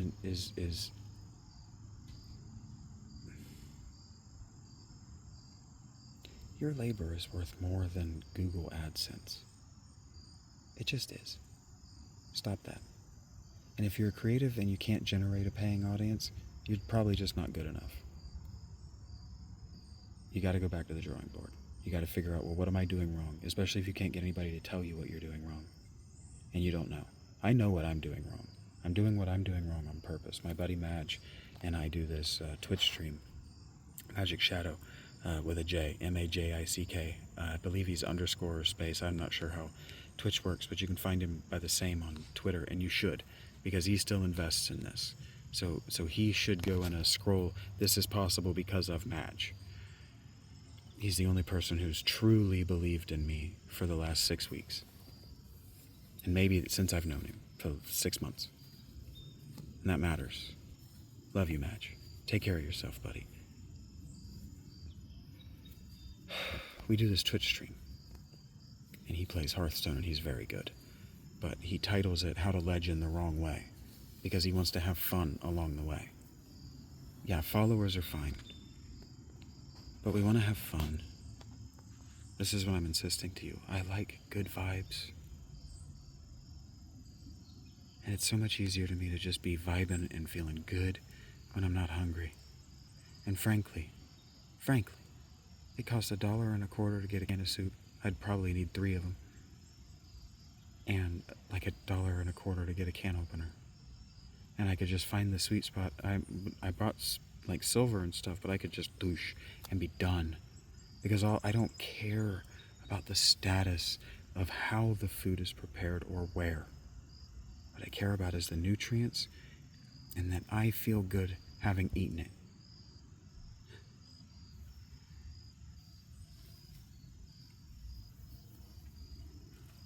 I think you need to worry more about whether you feel good.